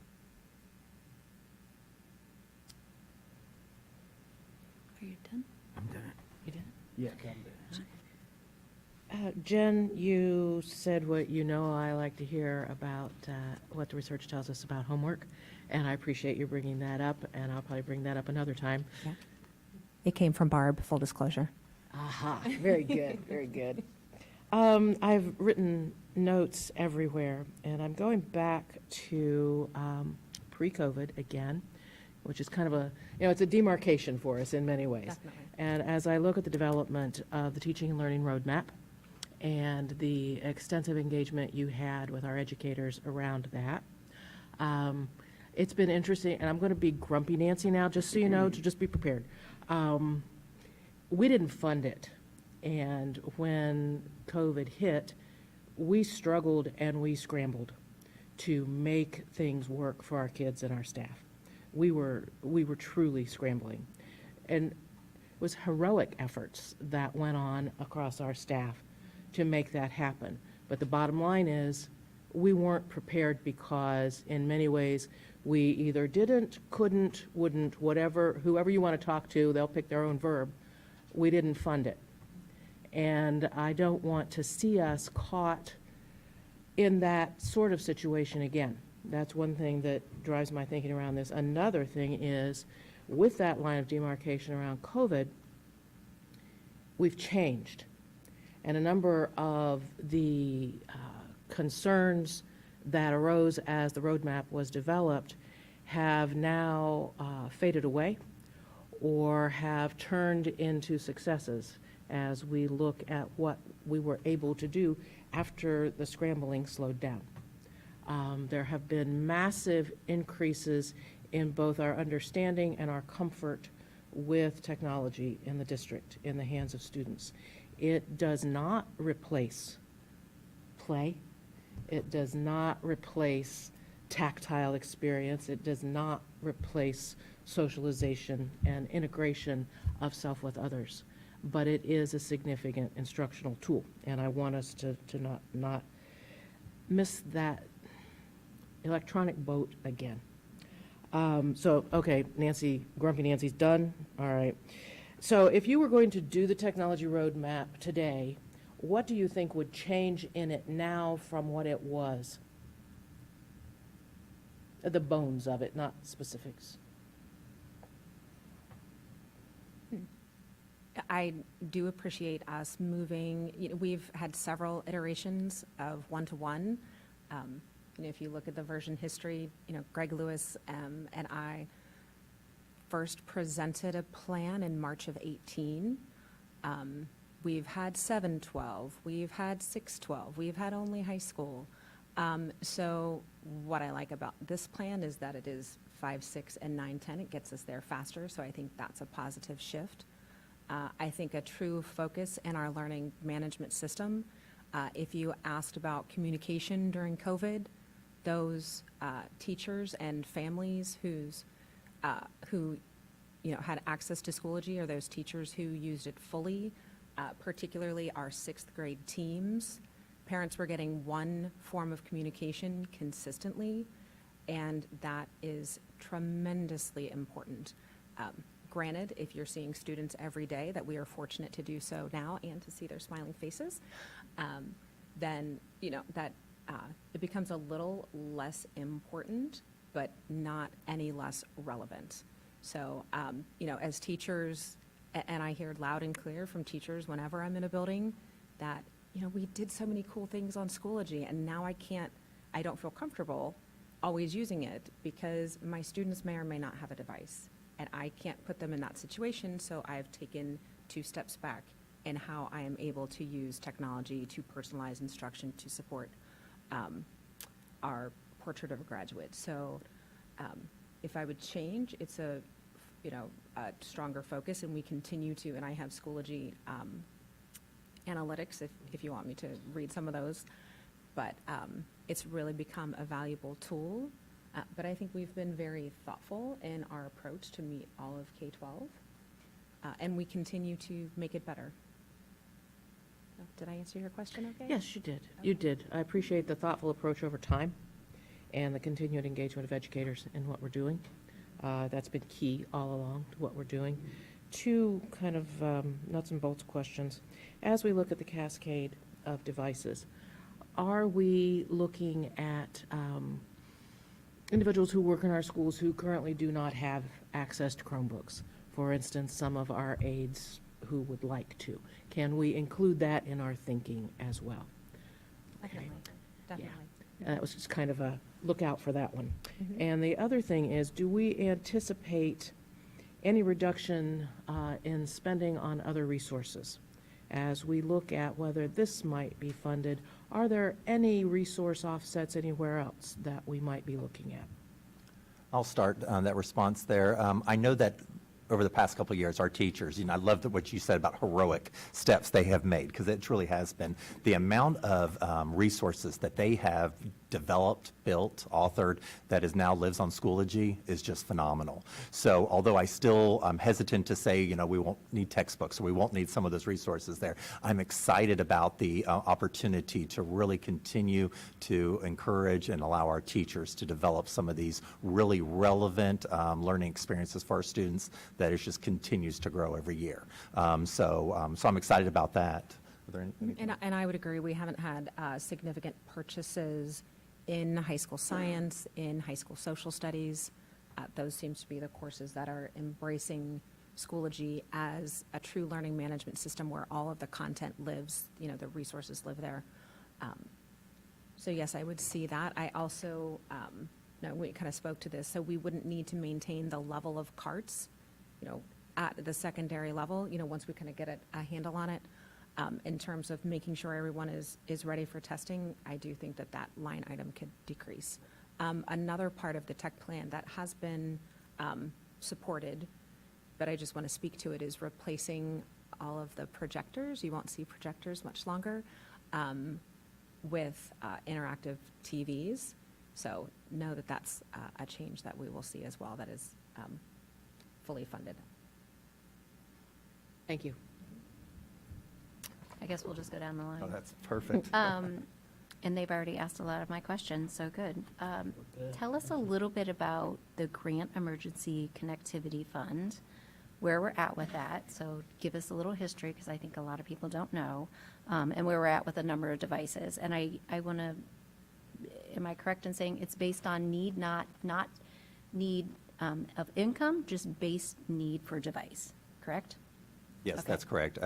President Davidson, thank you for asking the question, because that was a conversation we had today. We were able to secure 4,000 Chromebooks and approximately 300 hotspots, I think it was, 250 to 300 hotspots. The hotspots have gone, and we're going to purchase a few more to meet the need. We started with the middle school, went to high school, and are now at elementary. Of the 4,000, I think the latest number, it's about 2,000 computers we still have available. So and we're going to be doing some outreach to our families to make sure that they recognize that it's not one per family. We've heard that a couple of times, that if it's not based on, it's basically they have to attest that this computer will increase the student's access for technology at home. And they're able to receive the computer and, have it at home to support their learning, remote learning there. So we are, like I said, we've gone through our first wave, if you will, not knowing the exact need. Like I said, we've been able to distribute less than half, and now we're going to be on our second wave of trying to ensure that all families are well aware of this opportunity in case they missed it the first time through. And that would be their computer, correct? Yes, that is It their not- computer. That is okay. correct, yes. Something that's handed back into us. Right. Just It's something we may ask, we've said that, we may ask for them to return it, just so that in case it needs any refreshing or something like that, that we can ask, but it is their computer. It's owned by the district technically, but it's their computer to take home and use as they see fit. Yep. Okay. And Paul, that's not meant to be used for one-to-one. Correct, yeah. The grant has some stipulations on it, thank you, Ms. Marshall, is that it is not intended to support a district's movement to one-to-one. It's intended to support the lack of access. Unfortunately, I wish that grant would have come like maybe a year and a half earlier, but, it is there, and it's a great opportunity for our families. And I hope anyone that's listening, will reach out to their principal, who can help direct them to how to secure one if they haven't already. I was going to ask that next. Next question, and I've asked this before, have we surveyed our families to see if they want or need one? And when I say want one, meaning do they want the responsibility of one?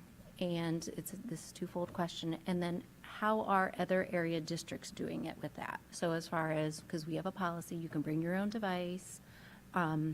So give us a little bit on those. Yeah, I don't believe there has been a formal survey that, during the teacher and learning roadmap to families, so that's a great question there. As far as other districts, it's kind of a hybrid among other districts. I know there are some districts, and Dr. Knapp could talk to them, as well, that are doing a one-to-one.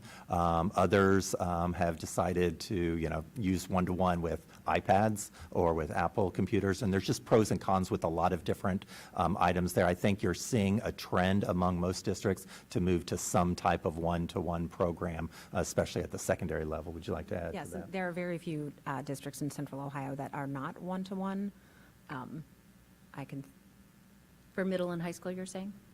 or K-12, yes. Okay. K-12, yeah. Olentangy is not, and I believe Columbus is not. Those are the only two that I am aware of, because as soon as you ask that, one of you asked the question over here for all day K, I'm like, I was trying. double checking, trying to get ahead. Don't think I was like ordering pizza. But those were the only two that my text group could identify. Certainly, I could do more thorough research and find out for sure, but that's what I could find. So, New Albany, Pickerington, Upper Arlington. Upper Arlington, they have, Apple, Apple, Worthington, and Gahanna, just as some comparables. But we can certainly do more thorough research to get that to you. No, I think the only ask I would have is, as a parent, I would like to be asked. So, I've asked before, I would love to see if we could survey. I like to provide each kid a computer, but if it's not needed or wanted, I think we should take that into account. I understand it changes every year, right? Right. With the cohort and families coming through, but I think it would give us an idea of where we're at. Just to clarify, would you want that K-12, or do you, with the one-to-one going home, 5-12? I think we should survey them all. Okay. Mhm.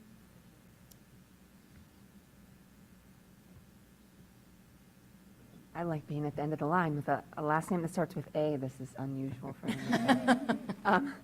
But I want to pick up on something Dr. Nestor Baker said, which is, this is not about technology is not about taking play out of the day. It's not about taking social emotional learning out of the day.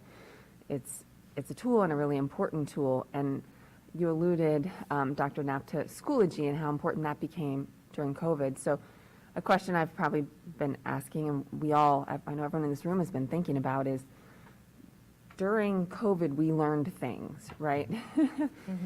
And we learned a lot of things, I think, around educational technology. So I would love to hear from, and there are lots of people at this table who could probably respond in different ways to this question, but what are some places where you've become really excited about the potential? When we're one-to-one, here are some things we're really seeing.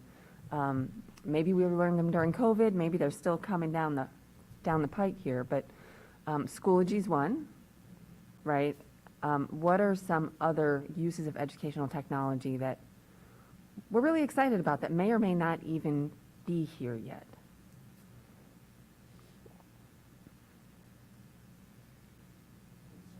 Okay, I'll be happy to start. One of the things that I've seen is, and I alluded to it a little bit earlier, is the empowering students to kind of take ownership, that student-directed learning aspect of it, and for them to be truly creators and acting as opposed to passive recipients of knowledge, is that they're starting to create and demonstrate mastery through a lot of different ways.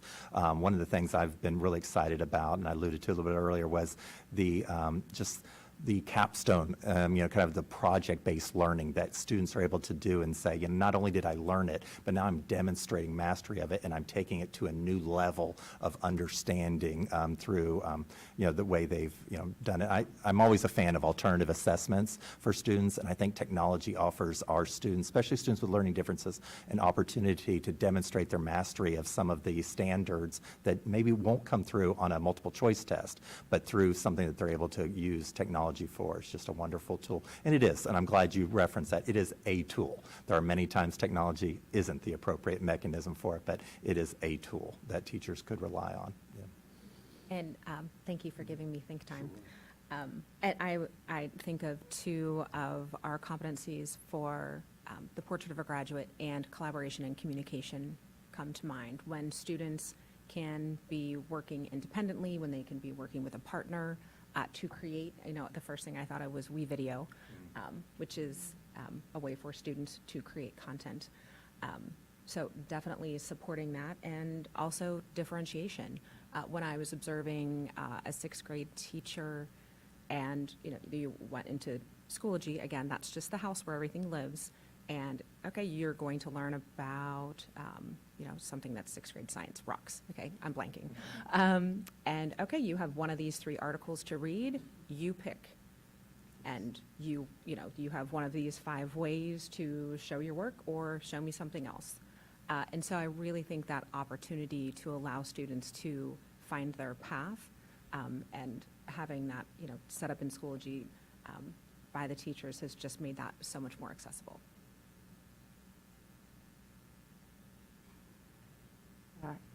Thank you. I appreciate those, and I know everyone's doing this, and I'm just always encouraged us to keep looking back and what lessons, have we learned in this really extraordinary time that none of us have wanted to go through, but there are lots of things to take from it, and appreciate those. And very much, as a parent, appreciate the single point of communication. Thank you. Last year I had 3 kids in the district, 3 different schools, and it made a huge difference. Well, I really have the honor of going last, so a lot of my questions have been asked. I just want to make sure that one of them was really about access to hotspots, and you had mentioned for those that don't have that, they will be able to have that access, and that we're getting more. Also, kind of going along those lines of, making sure that, as Dr. Nestor Baker had said, really tactile and getting off computers. I think of a 5th grader who gets a computer and goes home and maybe doesn't have an adult home all the time and is playing on their computer. And I'm wondering, are we going to be also talking, and I know we do this somewhat, to our kids about the importance of internet safety, about turning off the computers, because there is research showing that too much can really be detrimental to our children and cause anger issues. And so just really making sure that we're being very thoughtful about those children and how they're developing. No, I think those are some great points, because you're right, the access to screen time and the amount of screen time that students have. And I think that's, something that we'll be, hopefully teaching our students about responsibility. I mean, this is an expensive device, and you're in charge of it. So not only that, but also the responsible use of it and when not to use it is just as important of a lesson as well. And how to do that, and to ensure that all of our filters, I know our technology team does a fantastic job with making sure all of that's in play. So, please. I'm glad he said that. I was going to butt in, but when it's our device and we have our software and our filters on it, that's different than bring your own device with no filter softwares, and you're only working on what our network might let you into. And the other thing I think that maybe if we're going to reflect back during COVID is that we dismantled enough carts to, I think, distribute about 9,000 Chromebooks. So while we certainly can ask, we should just remember that during that time period, 9,000 students needed a Chromebook. So that's where we are. And I would say as a parent in a different school district, we live in Pickerington, that my daughter kind of has a love-hate relationship with her device because it can only do so much. So know that those filters are in place and they work. I do appreciate that. I also know they're super smart sometimes, and they can get around some of that, too. Thank you. Anything else? One more, real quick. So what happens when devices get damaged? No, that's a great question, something we've been doing a lot of research from other districts that are doing this to find out. We would ensure to make sure we have a warranty on the computers there. We're also, when making some of these estimates, are ordering a little bit more, kind of that break fix, so that when a student does have a device that's no longer used, they can quickly get a new one while their other devices being repaired or assessed there. We're also looking at, many districts have a program where a parent can opt in for an insurance, for like a $25. It varies. There's different opportunities. Some districts say it's kind of a two-strike thing. We'll repair the first 2 instances. After that, you're responsible for it there. So we think that that's a way to do that. We've already started talking to other districts, say, hey, how do you handle some of these situations in case we get there? And we're also looking at, trying to ensure that we have the staff in place. And so should we go to something like this, it would require an additional staff member, that can help, support something, both the network and the kind of break fix along the way. Thank you both. Thank you. Thanks, Jen. Jen and I started this journey together way back when, and so she's been a fabulous champion of this and continues to push us and really put a lot of resources in place. So I want to take an opportunity to thank her and Dr. Hopkins' comments and the whole team around us. The person absent from the table, Mr. Lewis, who's retired at this point, so we thank him for his leadership too. Wanted to hit on something. So I thank you for the reference back to the Portrait of a Graduate and this vision of what did we learn and where do we want to be. So here's some cheap learning. There's some kinds of online learning that are necessary, but an overabundance of them kills creativity. And what we're trying to envision, and Dr. Hopkins mentioned this and Dr. Knapp, is where do we want our students to be as creators and demonstrators of their knowledge? That's innovation. That is play. That's creativity. Cheap example, and I won't give you the long story, but imagine the difference. Today, a student in a 9th grade English class writes a paper to an audience of 1, maybe 25 it's the whole class, for feedback. Using technology, a student could literally publish a paper and have an audience of hundreds to give feedback and validate their position and help them develop their own thinking. So that's the difference between some learning that's necessary. iReady is a program we use. Lexis is a program we use. Schoology is a place teachers put assignments to kids. Very much what we're doing today. Delivery from us to them and then back to us, as opposed to giving them the space to take their learning in a direction and demonstrate that, both in terms of content, what I want to learn about this topic, and how I present that, how I can bring that forward, and then in terms of audience, to give them feedback about their learning. That's a very creative, innovative, that's Portrait of a Graduate thinking. That's the kind of thing we want to get to. And that's where technology has its space, as well as, and I appreciate the comments about how we teach kids about the appropriate use of technology. Let's face it, it is not going well out there now. It's too fast. There's no consistent messages. There's no better place for kids to learn how to use technology than their public schools, where we can be intentional and build on that over time and respond to the changes in a helpful learning way, because that's what they're going to have in the future. We talk about children misusing their technology. There's a lot of adults out there who haven't figured out how to use it either. And so I think there's a lot of opportunity here with balance for us as we look at this. So thank you for bringing that forward. Those are just a couple of things that struck me. So we're going to transition. And I think we are at magnets, I think, at this point. Is that not right, Mrs. Wallace? Floor is yours. A few highlights on magnet programs based on the slides that we shared. From the inception of our magnet programs, way back in 1988 until 9, the program has gone through several changes. Changes in focus, change in locations, changes in size of the program. Longfellow and Central College no longer house magnet programs. In 2012, we were in the process of sunsetting the magnet programs. In 2013-14, when Dr. Kellogg joined the district, the decision was made to keep our magnet schools open. Currently, we have 3 magnet strands. Emerson houses 1 strand of world cultures, Hanby has 1 strand of art, and 1 strand of math science. Looking forward, our magnets can continue indefinitely as they are, or current magnet facilities allow for the addition of 1 additional strand. Adding an additional strand would add 5 additional FTE to our current staffing plan. Another consideration when discussing expanding is that our data consistently shows that we have a much greater number of applicants for the math science strand than the art or the world culture strand. So with our magnets, I think much like our ADT, we're not in a position where we're forced to do anything. We're in a position where we can listen and make a choice as to where we want to go. I'll go first. Scott, I'm going to start with you.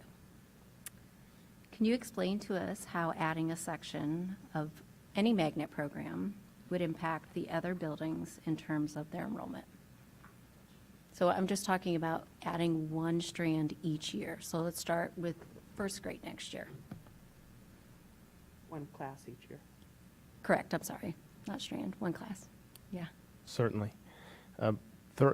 Our building enrollments are all interrelated to each other, so if we offered an additional 25, 26 seats for first grade next year at a magnet, that means that those students will come from another building.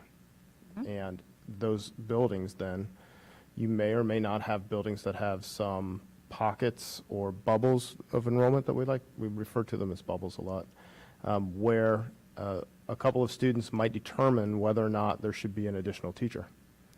So we have a building next year that we might be, we're watching right now to go up, and we have a building right now we're watching that it might go down.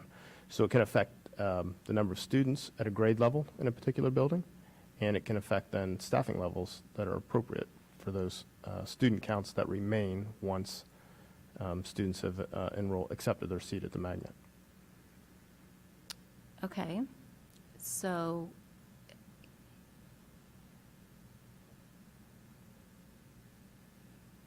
can you drill a little deeper for me on that? Sure. So if we, here's the reality, right? Anything that we're looking at right now is a data set, and we can try and make predictions off of, right? So we have a building where we could make a prediction that if we had more magnet, we might not have to add a section at a particular grade level, because that student count would likely come down based on that building's typical enrollment in magnet programming.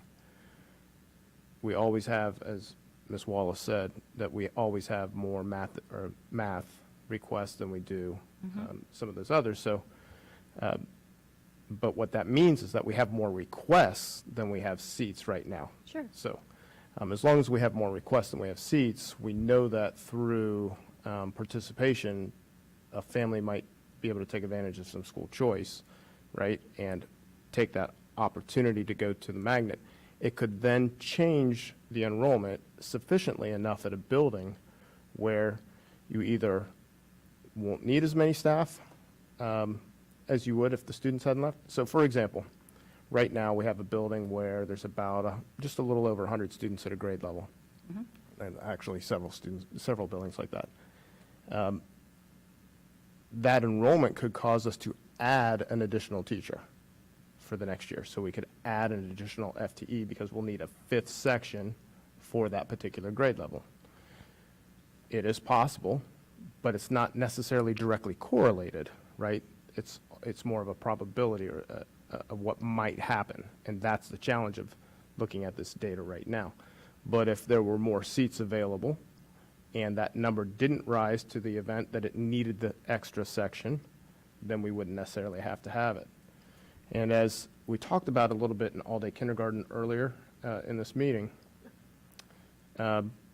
we have spaces, we're space challenged in a couple of our buildings, right? So if we add more, if we had to add an additional section, say first, second, third, fourth grade in a particular building, that might take the space available for all-day kindergarten that we are offering through our tuition program away.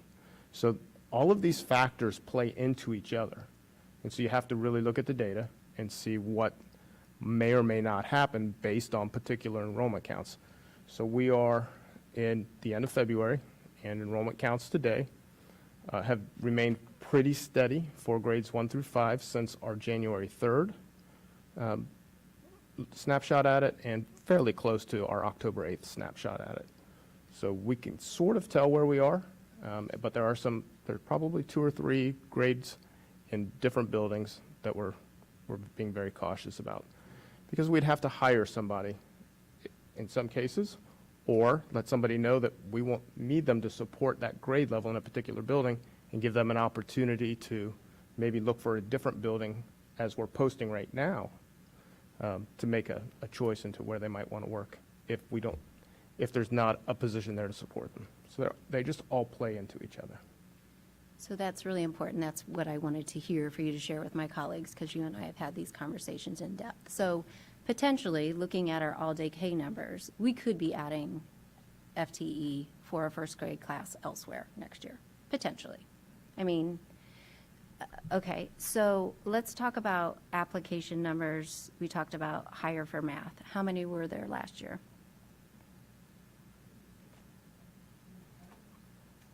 I have it in front So of I me. think there were 47 for math and science, Last right? year was 47. The previous year was 59, and the year before that was 55 applicants for first grade for math.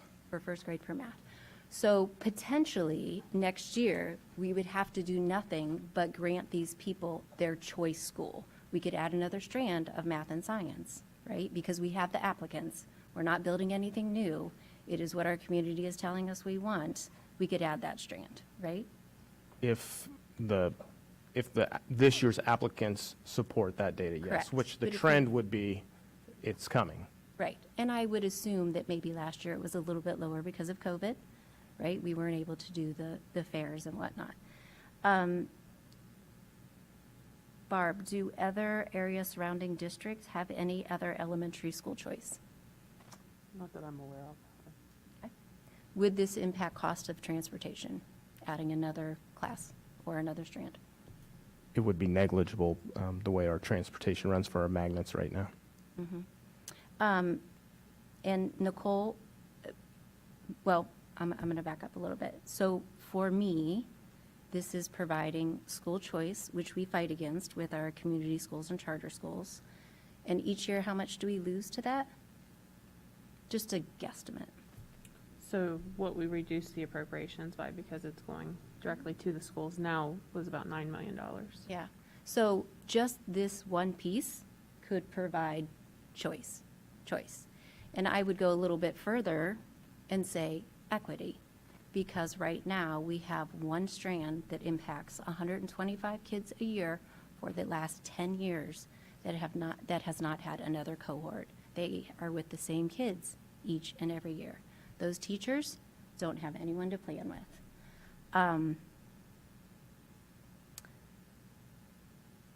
a little bit on my soapbox, sorry about that. I think that's it, but thank you.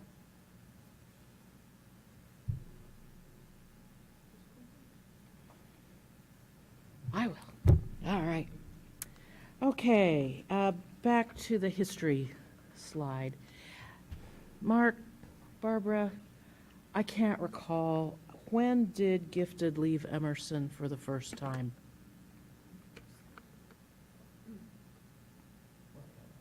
Because when the magnet program started at Emerson, there was a magnet strand and there was the gifted strand. It started that way. And I'm trying to figure out how long it stayed that way. No, didn't you get moved when you were in school? Yeah, but Magnet didn't exist yet, that was 86. Okay. I can't recall when it was. I had kids in both programs at Emerson, and it's hard for me to believe that I have forgotten what year that was, Mark. Oh, well, whatever it was. It was at least several years after the program started that we moved gifted out. So I do have a reason for saying that, and I'm going to kind of set stage for so you have a sense on where the various pockets of my thinking are at this point. One is the history of the program, and I did want to point out that Gifted was housed at Emerson from the get-go, left and came back. Because as we talk about expanding the magnet program at Emerson, it inevitably impacts the gifted program that's housed there. And I don't think we can talk about the magnet expansion without also talking with the same level of focus about where those self-contained gifted classes would be going. So that's something that is of importance to me. When the magnets were created, this is another bucket or circle in my current Venn diagram thinking. The magnets were created for multiple reasons, and we've talked about some of those. When I was a very young magnet parent, as it first began, it was made clear to me that one of the main reasons was facility use and capacity impacting, and we still see that now. Another reason was, even though we didn't call it this at the time, we call it now One Westerville, the idea of bringing kids together from across the district with the full intentionality that they would then return to other places within the district. And a third piece that was very important at the time, to me at any rate, was curricular innovation and delivery of curriculum innovation, with the idea that those innovations would then be used to impact the entirety of the district. And I feel like we've kind of gotten away from that over these many years. It doesn't happen, really. I mean, we can find some cases here and there, and quite frankly, I have some high hopes for Schoology around that, Jen. But as I look at our historical purpose for the magnets, I want us also to be looking at what is our current purpose and how does that relate to what that historical purpose was supposed to have been. Also, going back to my circle around the magnet strand and the gifted strand that are housed at Emerson, when the program was initiated, the idea was that those two programs, while different in many ways, were to integrate in many ways socially and programmatically, although there were significant differences in delivery. If we look at shifting the composition of Emerson in particular, I want us, again, to be very careful that we're looking at how we most effectively integrate the self-contained classrooms for gifted with typical peers in the other programs. So that is of great interest to me. I also am wondering if you can talk a little bit about how you would envision adding a strand. And when I say that, when we talk about adding a strand, and then as we do that, to do that on a staggered basis with a classroom per year, what are the pros and cons of that within that strand addition? So if we add a strand of math science, okay, we add a classroom a year, okay, what does that do to existing population in the building? If we add a strand at Emerson that is not math science, what might it be, and what do those numbers continue to look like as we look at applicants for that?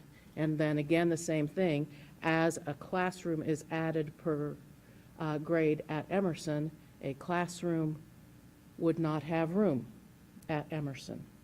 So we have to be looking again at the composition of programs and placement of programs. I, by the way, am not at all opposed to bringing the magnet numbers back up. I'm not opposed to that at all.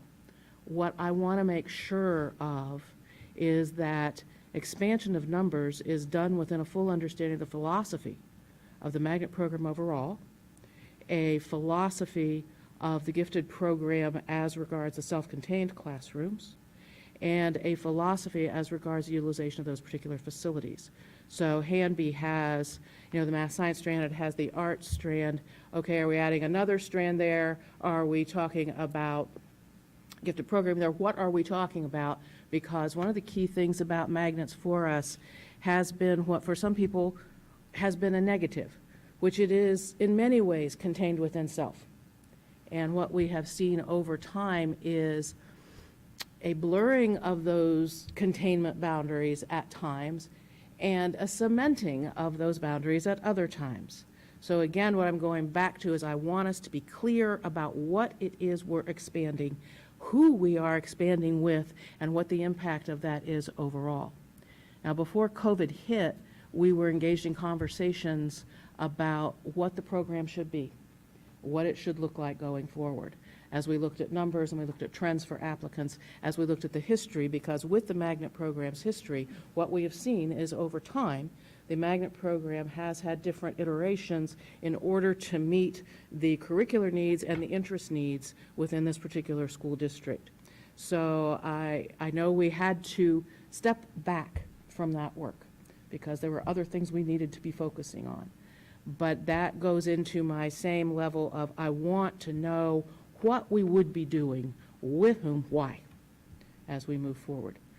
All underscored by the fact that I am not opposed to beefing up those numbers.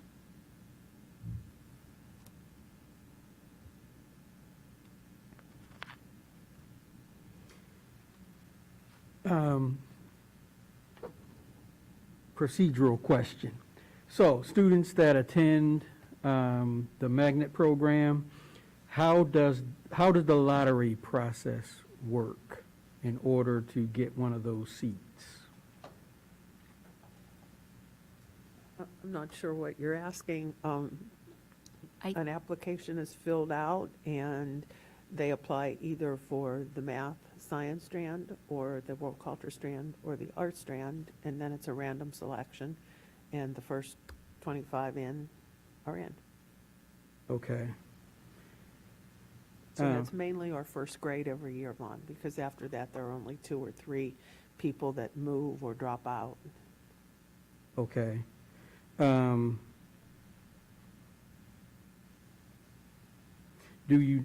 Might you know offhand how diverse is the enrollment in the magnets? Over the last 10 years, it has become much more diverse. We have worked with our EL facilitators and made our EL families very aware of what the program was.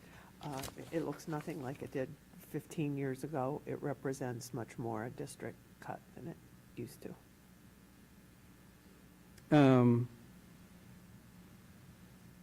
What would you say are the benefits of expansion?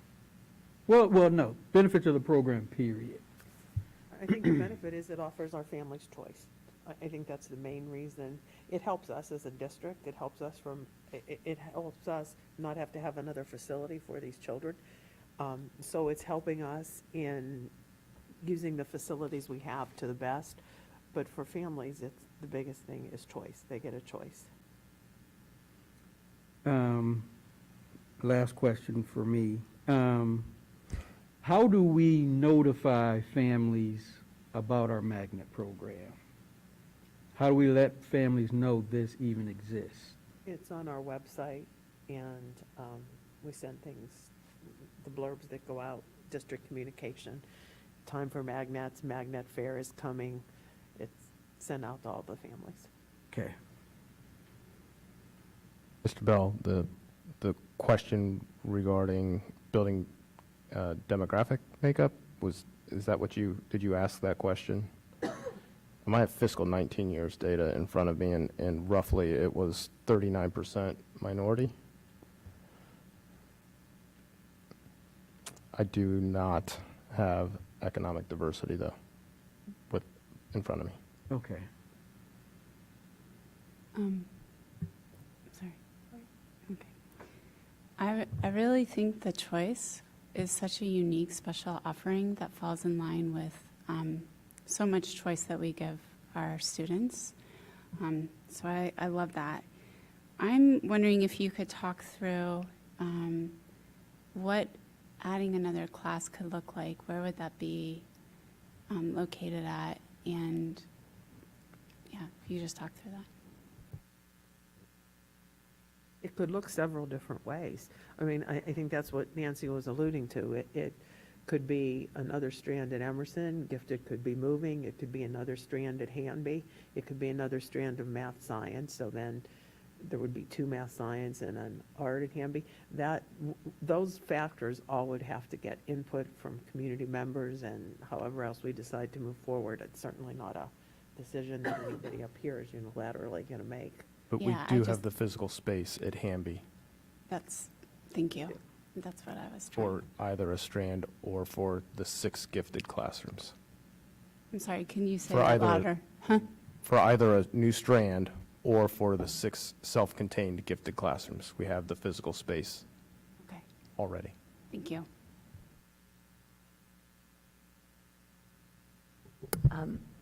Excuse me.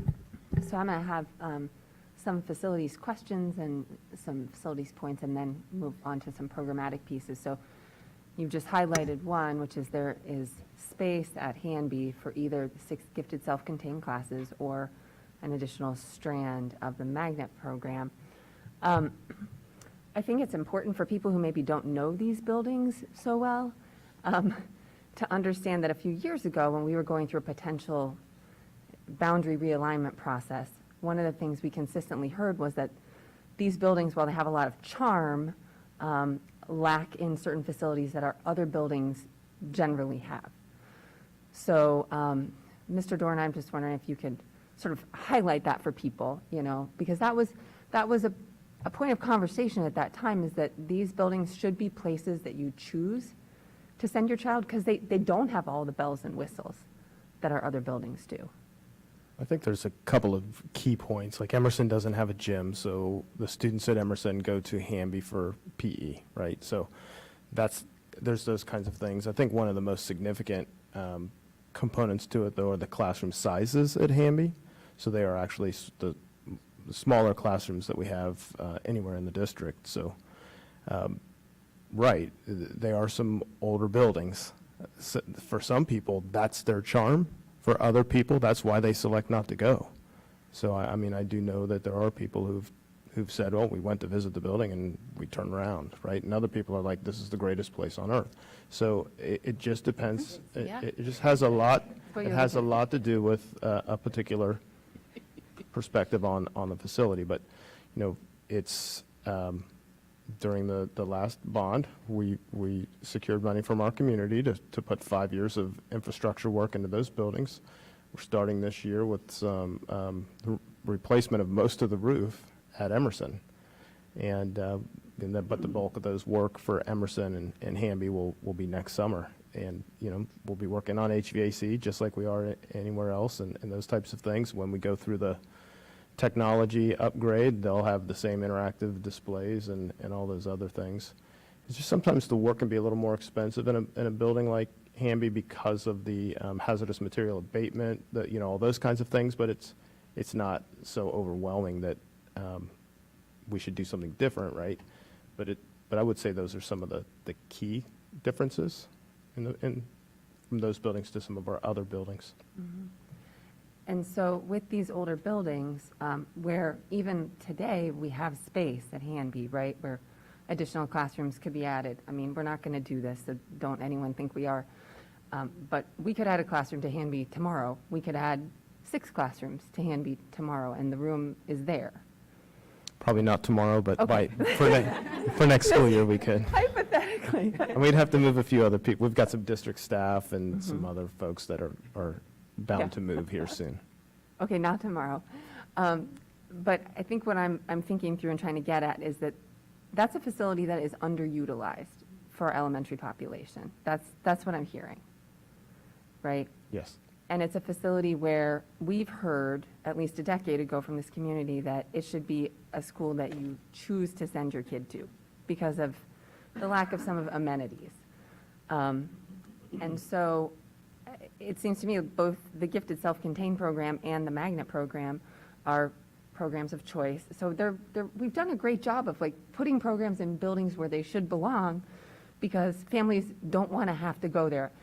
Full transparency, I live in uptown Westerville, and so when there was some conversation about those being neighborhood schools like 10 years ago, some people were up in arms, like, you can't tell me my kid has to go to that school because it doesn't have a gym or whatever that is. So I think we've heard that loud and clear.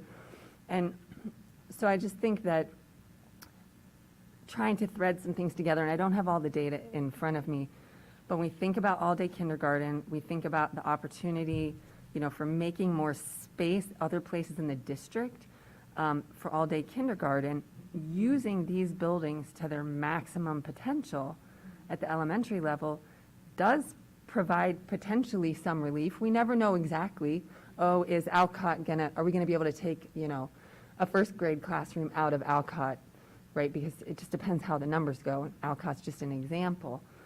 But to use our existing facilities to their maximum potential, it seems like Hanby is underutilized.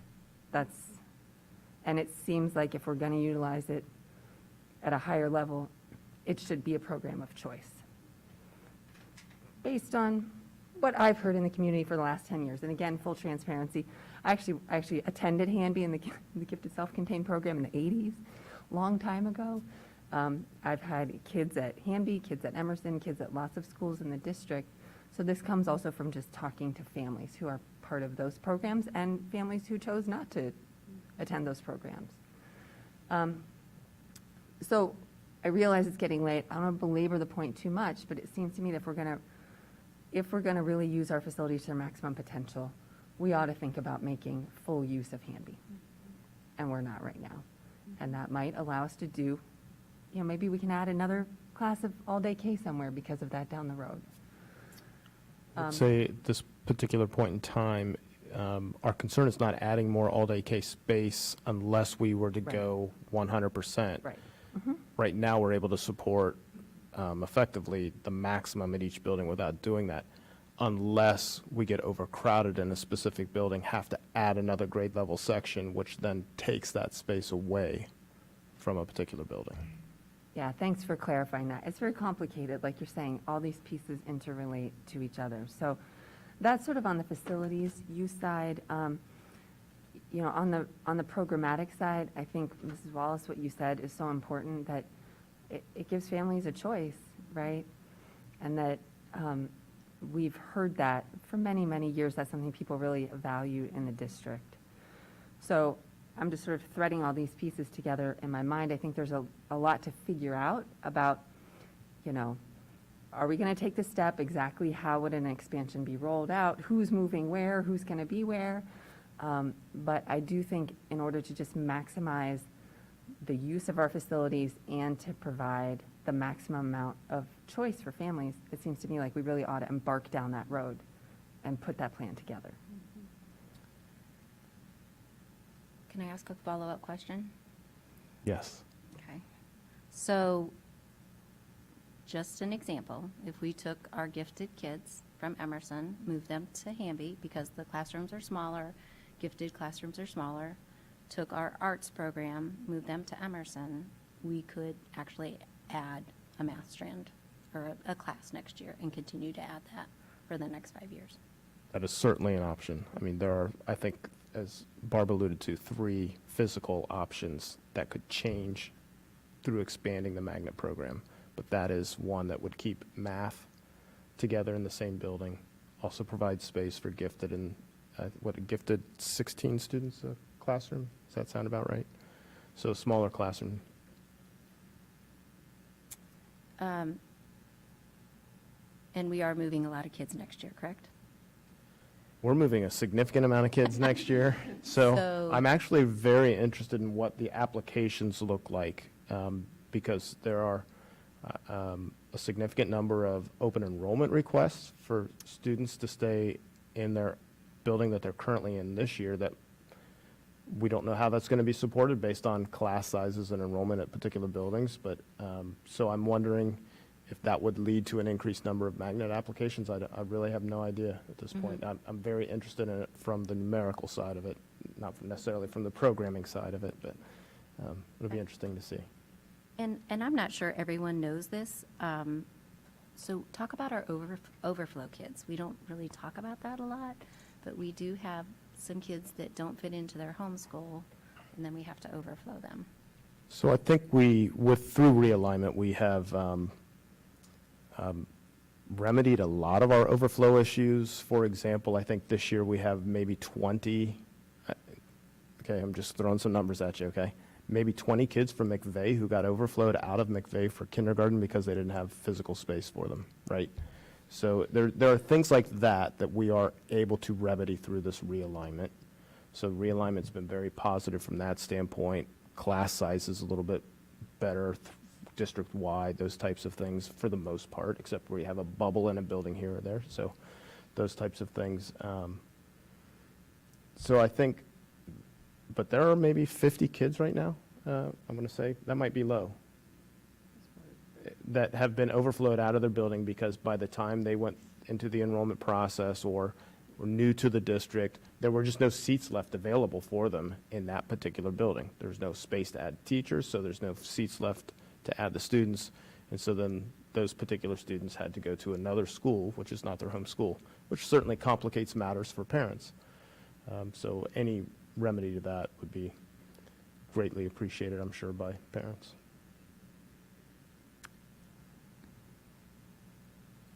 When's the application window open? Isn't it like now? In a few days. I can't Few remember if it's days. the 9th, tomorrow or the Tomorrow? 9th? Tomorrow? March 1st. First, Okay. March 1st. Wasn't sure if it was 1st or 9th. But So, it'll all be over in a few weeks. so we could potentially do this next year. But they wouldn't know what they were signing up for. Well, if you have 50 applications for math, and we took 2 classrooms, they would be signing up for math. Well, then we make the de facto decision that that's the program that is going to grow. Do we not go back to the discussions that we had a couple of years ago about whether the other 2 programs are reaching their potential and should stay as they are? So in other words, this goes back to that whole, what are we doing and why? And when are we doing it? So if we decide right off the bat that math science is going to be expanded, then that makes life easier for that, although we'd still be looking at where the placement is going to be. You know, where, because it does matter, even though I'm choosing to go somewhere else, I want to know what school I would be choosing to go to. You know, I just worry about the uncertainty that we are providing if we decide to go ahead and expand next year. I'm not saying we can't do it. I'm just saying I worry about those components. So I completely hear your words. For the past 8 years, we've had this conversation over and over. I went back and watched the March 4th, 2019 work session where we decided then to go ahead and ask for things to come back to us in the fall of 2020 options. And that never happened. Well, no, but look at the time we were in. There's only so much time to do all of the work that needed to be done. So yeah, it was put on the back burner. It was. And whether that should have or shouldn't happen is another discussion. But where we are now is, okay, in 2022, what is it we actually think we want to do for the upcoming school year with what spaces and what program? I guess I want to give people choice. I'm not sure people apply to a building. I think they apply to a program. I want to make things more equitable for kiddos at Emerson. I think 10 years is long enough. I personally, which you already know, I'm done waiting. I want to move forward. Since we since the math and science program has been around, it has been the most sought-after program. We have always had an abundance of applications. We've always turned kids away, and it's a successful program. True? I mean, We've number always of- turned kids away, yes.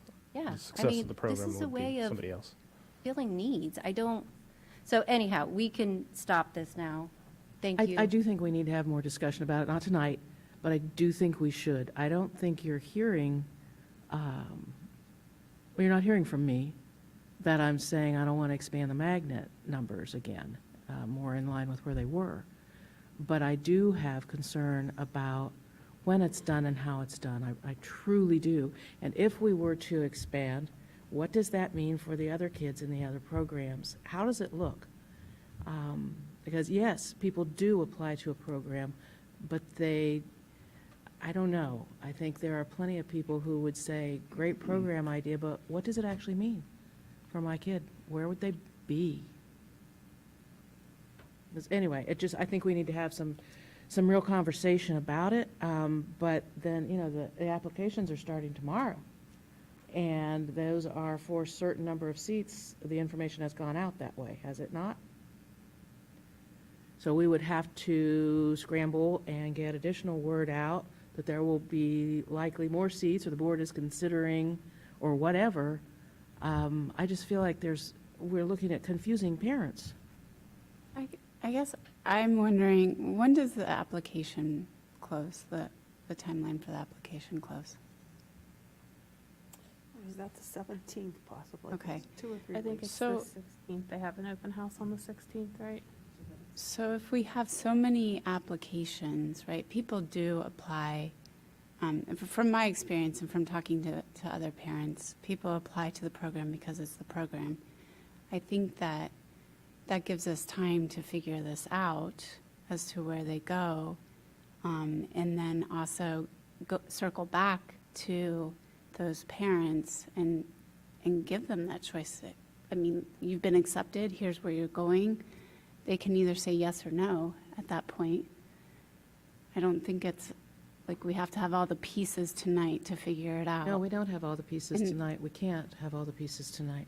But I think what we hear is there's a real desire for an additional strand from all these applications and a desire for choice. And so I think it'd be good for us to figure out how to make this happen.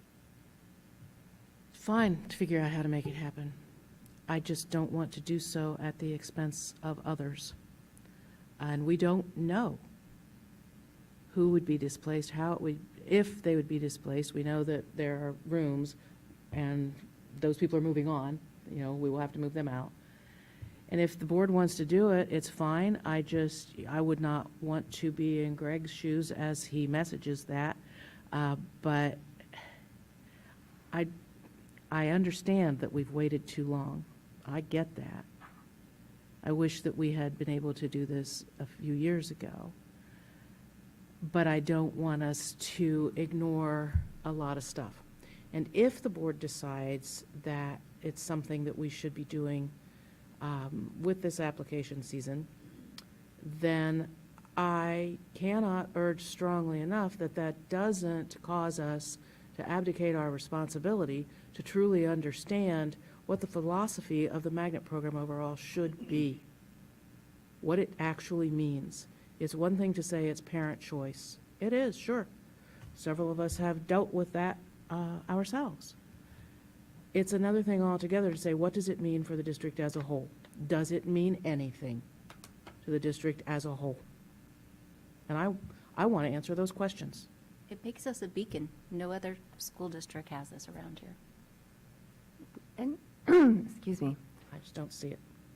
So, it's obviously, it's an issue, I think that you both said, has been on the table for a long time. It's been on the table for, much longer than anybody wanted. We haven't been able to move on this.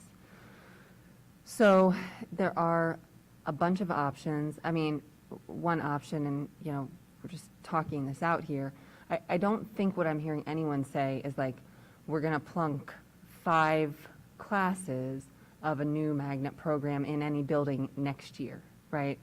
That's not what I'm hearing. I'm talking about like I think I'm hearing people talk about like rolling kids in starting with first grade. Is that?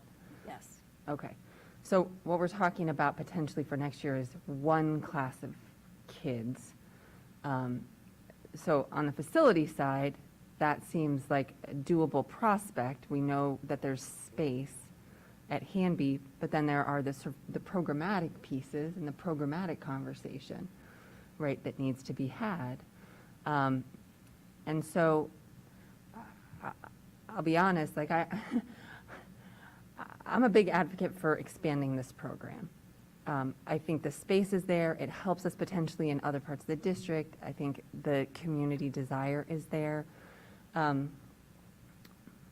I personally would like to see us have some conversations about this pretty fast. Because if we're going to do something next year, it needs to be done pretty quickly. If we're going to say the board is committed to expanding the program, and this year is, this upcoming year is too soon because we have these programmatic issues to deal with, I would like to see a timeline that shows us without a doubt that it's going to be the beginning of the next academic year at the latest, right? Because the can has been kicked for a long time for lots of good reasons. I mean, our capacity, COVID, like it's been, unfortunately, a piece that's been set aside. So I think that's where I am is I want to see it expanded. I think the community wants to see it expanded. I think it's a great use of a facility that is underused right now, underutilized. There are questions in my mind about whether it's feasible to do next year. I can imagine that with one class it could be feasible, but if we need to have more programmatic conversations, let's have those. But let's not let it go any further. Like those conversations should start right away and carry us through to when kids are actually populating the classroom. So I don't know if that's my opinion. That's what I would like to see us do. But if we're not adding kids next year, if we're not adding a classroom next year, let's make sure we're really planning it so that the following year at the latest, we're growing the program and we really have an understanding of the direction we want it to take, of like the dynamic nature of the program, of all the information families want. They want to hear about like the exciting things that happen in these programs, right? And to really to be able to share that in a robust way. So just a couple suggestions. Go ahead, Nicole. I just wanted, so I looked it up. There's a button on our homepage for anyone interested in magnet school information. So the application starts tomorrow, March 1st. There's an open house Wednesday, March 16th. So Emerson is from 5:30 to 6:30 p.m. and Hamby is from 6 to 7 p.m. That's March 16th. The application deadline is 4 p.m. on March 25th. And then we will mail the invitation letter home on April the 8th. And acceptance of the invitation is due by 4 p.m. on April the 15th. So that's the timeline for the application process. So where do we go from here then? So a couple thoughts. One, I think there's some logical, helpful components to the idea of maximizing the program, maximizing facility use. The timing of it, I think, is what we're really getting into programmatically. And all this can be done. But I think there's some other conversations that have to happen because depending on the scenario, there's numbers of teachers, kids, and then families are implicated in all that. And so what I'm concerned about is as we go down this conversation this evening, if we go, we want to make sure we're clear with the community where we're going because we're talking about expansion. We haven't had any conversation with the principals, haven't had any conversation with the impacted teachers, both gifted and one of the scenarios laid out would have involved moving the 6 gifted classrooms and moving 5 magnet school teachers and then moving.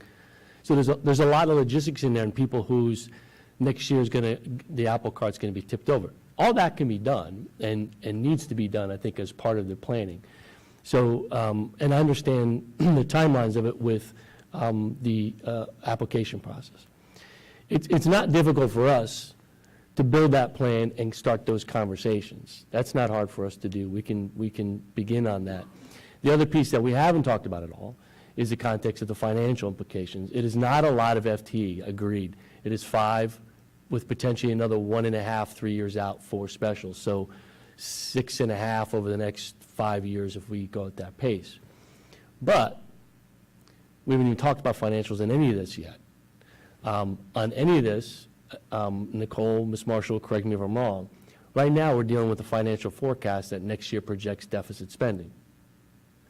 So any tweak to what we're talking about now impacts what we've forecasted. This is not in our forecast right now. None of what we're talking about is in our forecast right now. So just backing it up a little bit to say, yes, it can be done, but I think we need to give full consideration to what does that mean for us long term. Meantime, it's not problematic for us to work as a team to bring back a plan for what would it look like, both in terms of expansion, creating conversations around program, communication plan for if we pull the trigger, how do we talk with the teachers and parents and the families that are impacted because they're going to move. One of my experiences with people is the love for the Emerson building seems to supersede the love for the Hanby building for reasons that make sense to people, and I understand. So my caution is we're having a conversation that if people hear the wrong thing are going to go back and figure that tomorrow they're being moved or that we're in the plan for making a move. And unless that's exactly where we're at with the board saying that, I'm going to suggest hear what the want is. I think there's value in what you're talking about.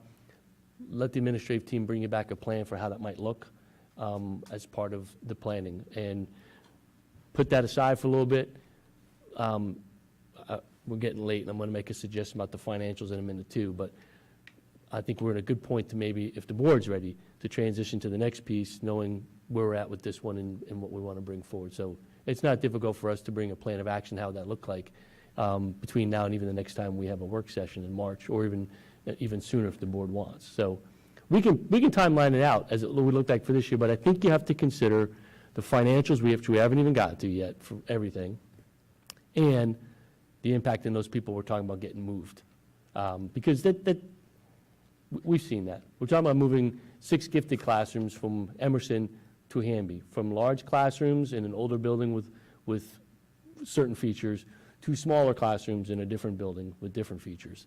And that's, in fairness, we got to have a conversation with them. We're talking about taking 5 teachers from, depending on the way we do this, 5 teachers from Hanby in the classroom spaces they're at and moving them over to Emerson and all their stuff with that as well. And I don't even want to talk about the logistics of it because, Scott Dorn's sitting there calmly right now, but those are logistics that have to be worked out. So I would tell you, we can build a plan. We can do this. We can get it done. We can build a plan that demonstrates how to do it next year or the year after. I think we know what we want.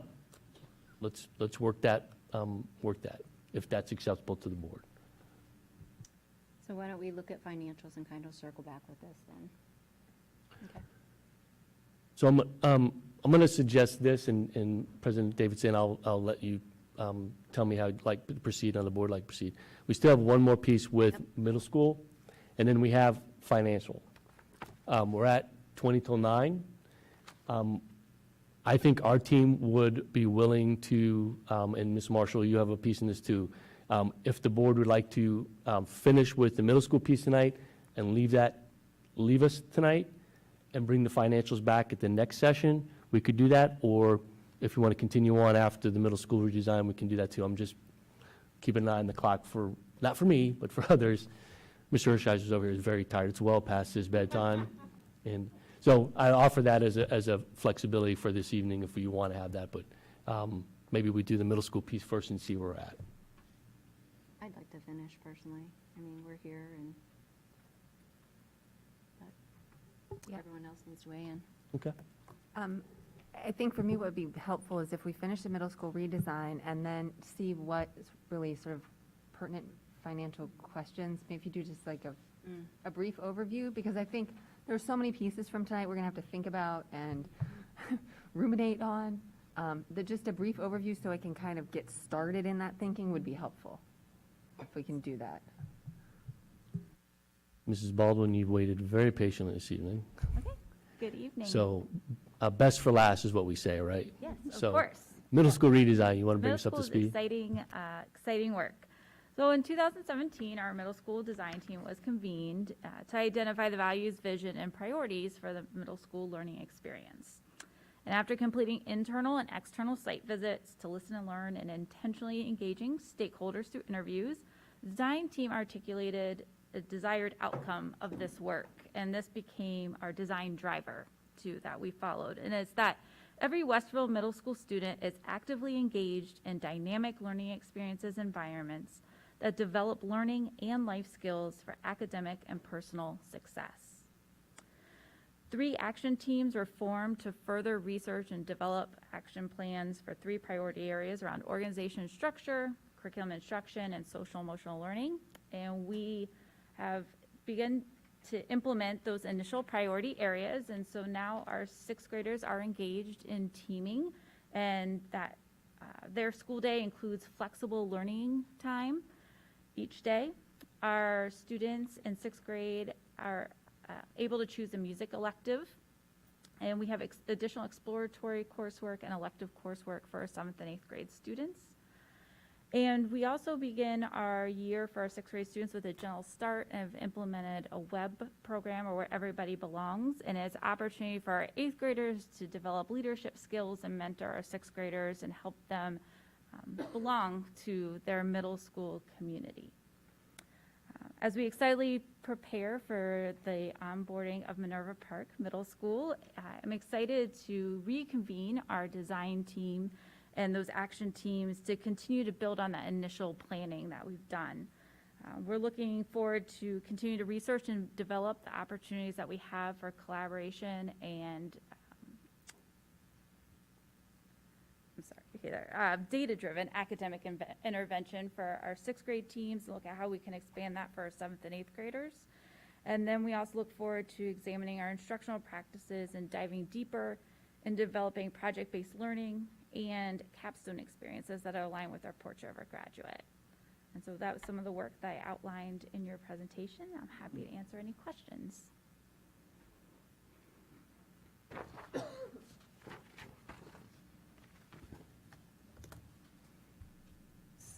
So I just have a question about teaming. I know it started when my daughter was in 6th grade. I'm curious as to what kind of benefits that you saw as a result of the teaming. So I don't know if you have any of that. Sure. data So considering the COVID. pandemic changed, of course, a bit with some of the data that we were planning on collecting and looking at the effectiveness of our teams and how we might then, and what parts we might expand to 7th and 8th grade. We have collected feedback from our teams each year. So our teachers have come together at the end of each year, participate in reflection experience. And what we've heard from our teachers that our students, they have more time with our students, and they've built a stronger community with our students and our families. We have seen an opportunity for our teachers to work together and collaborate around projects and move our students during that flex time to provide additional support and help as students need it. During the pandemic, we did see increased communication and students feeling more connected because of that team environment, and teams work together to communicate with students and families, and we've seen that continue. So yeah, that's the data. The one piece that, as we reflect to, as we capture data, is that we want to capture our parent feedback and our family feedback this year, and that is a goal as we end this year, is collecting some information, sending out a survey to our families to also hear their experiences as well and use that information to guide the work and the refinement that we do. Thank you.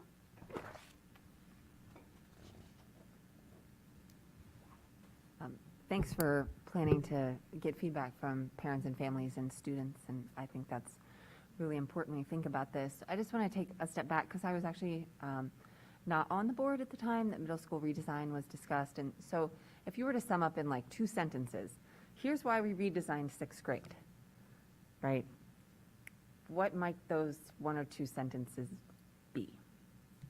it's a really rough transition for our students from elementary to middle school, and we saw it reflected in their grades, in discipline, and in some of our panorama data of students feeling like they belonged. And so as we thought about middle school, and our students are going from a time where they're like with one teacher in a small classroom environment to this pretty large school where they're seeing multiple teachers. They're now getting grades, and the work changes. And we wanted to make sure that we have a strong transition for those students so that they start off on the right foot and that they begin their sixth grade year solid so that they continue to have a strong middle school experience and then are better prepared for entering high school as well. That's more than 2 sentences. Yeah, and Dr. Knapp, Mr. Reeves and I worked together on leading that work. And Anne did allude to this earlier, but we, through the design work, interviewed parents, and overwhelmingly, they said the transition was extremely difficult for them with their students. They're like, it's like, now I'm hearing from 7 different people, and I don't know whose email to answer to. And it was such, so definitely to support the students, but that was direct feedback from parents through surveys and through focus groups and interviews. Okay. Yeah, thank you. That makes it seem even more important to go back to parents, right, to hear how it's going. Of course, if you have a 6th grader now, you don't know what it was like before, but we can ask about how it's working now. And I partly asked that question because I had a sense, that was the reason we really invested in 6th grade first, but because it makes me think about 7th and 8th grade, like it may not, there may be pieces of 6th grade, as you alluded to, that the teaming and the redesign that might be applicable to 7th and 8th grade, but I've not heard anyone talk about, like, let's take the 6th grade model and then plunk it into 7th and 8th grade because we recognize that it's a developmentally different stage. They're not making that transition, right? So I'll be really interested to hear how, as we continue these conversations, how the thinking about, like, possibilities for 7th and 8th grade, if we were to invest in a sort of a rollout of a redesign, how that might look different. Right? So anyway, just something I'd be interested in hearing about for the future. What pieces, if we were to at least start to think about 7th and 8th grade differently, what pieces seem most relevant from what we've learned at 6th grade? Or maybe it's something different for 7th and 8th grade because they're different, if that makes sense. Thanks. So I don't know if this is for Jennifer, and remind us, what curriculum pieces have we added? Yes, so you can correct me if I'm wrong, I have it mapped out here. So our first year, we added world cultures and music for 6th graders that have a music choice, so either playing music or learning about music. And then we also added medical detectives and health at our 7th grade level, and those are exploratory courses, so each of our students takes those quarter classes. And then at the 8th grade level, we've added Engineering Extreme, which is a continuation of our 7th grade engineering course, Global Game Changers, and Computer Science for Innovators and Makers as new courses as a part of this process. So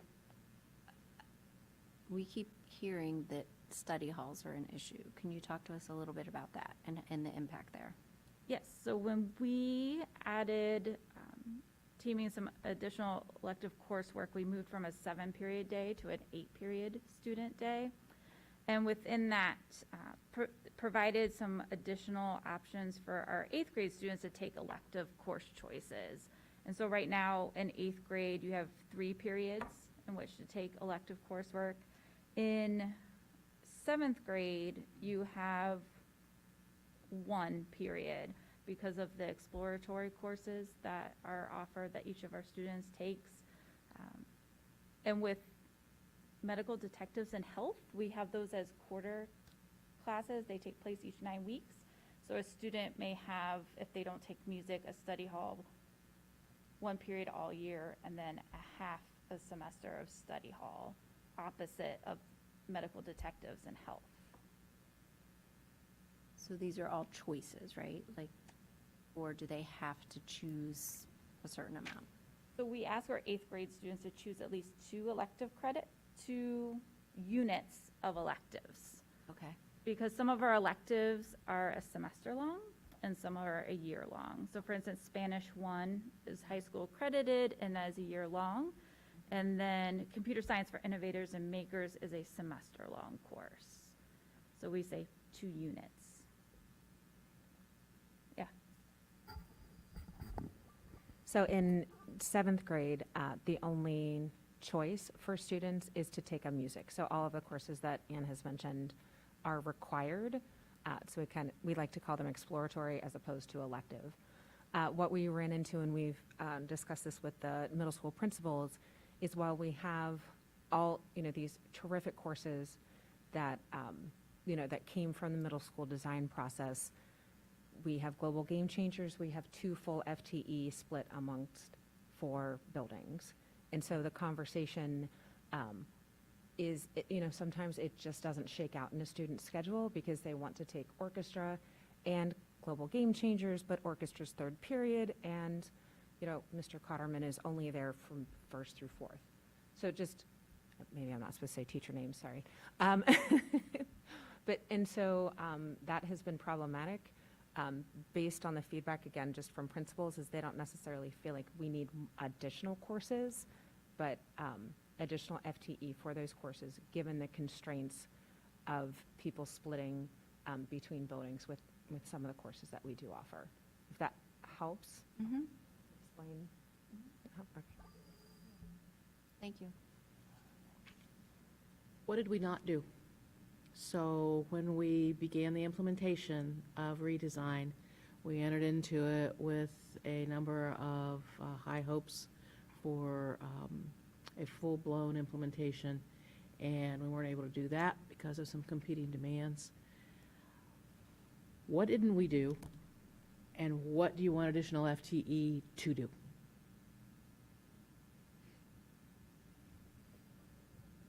You can tell me, so make sure, so I think for initial, I think some of the FT for the elective options, the new elective options was not allotted at the initial requested, so that then at the study halls there. So right now, the request is for additional FT to support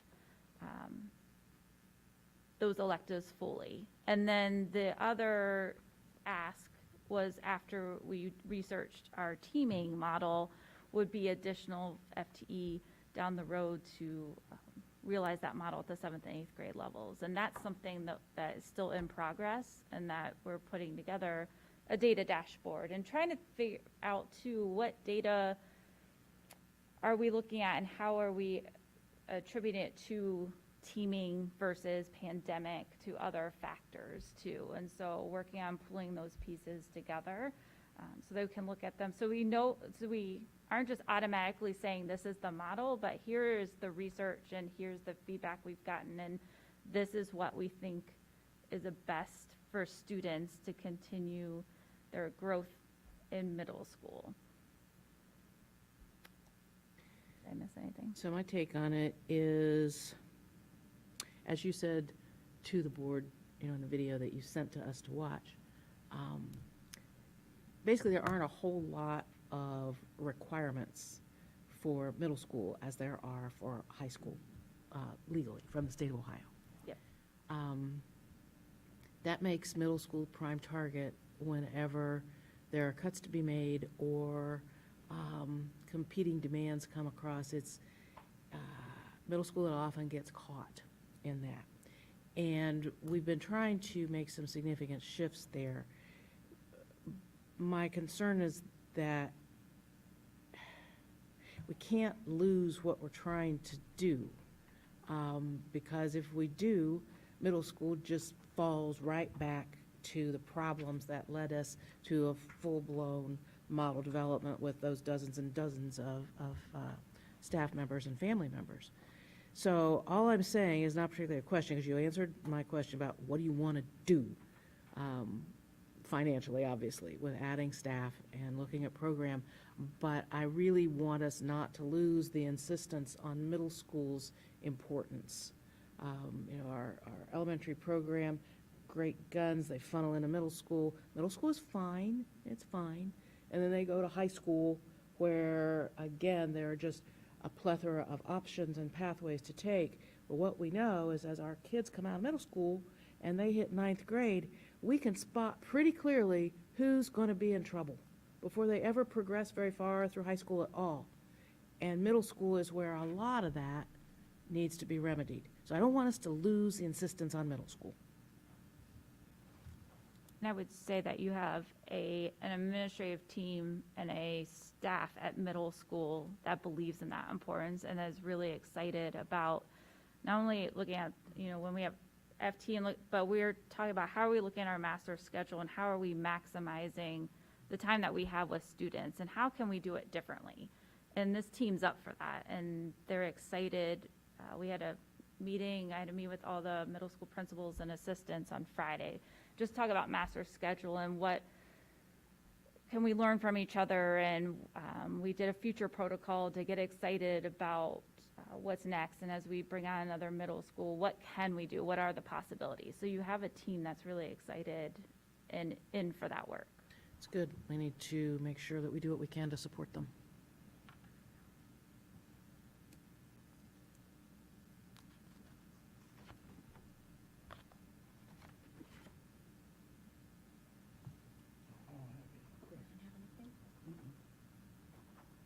Anything else?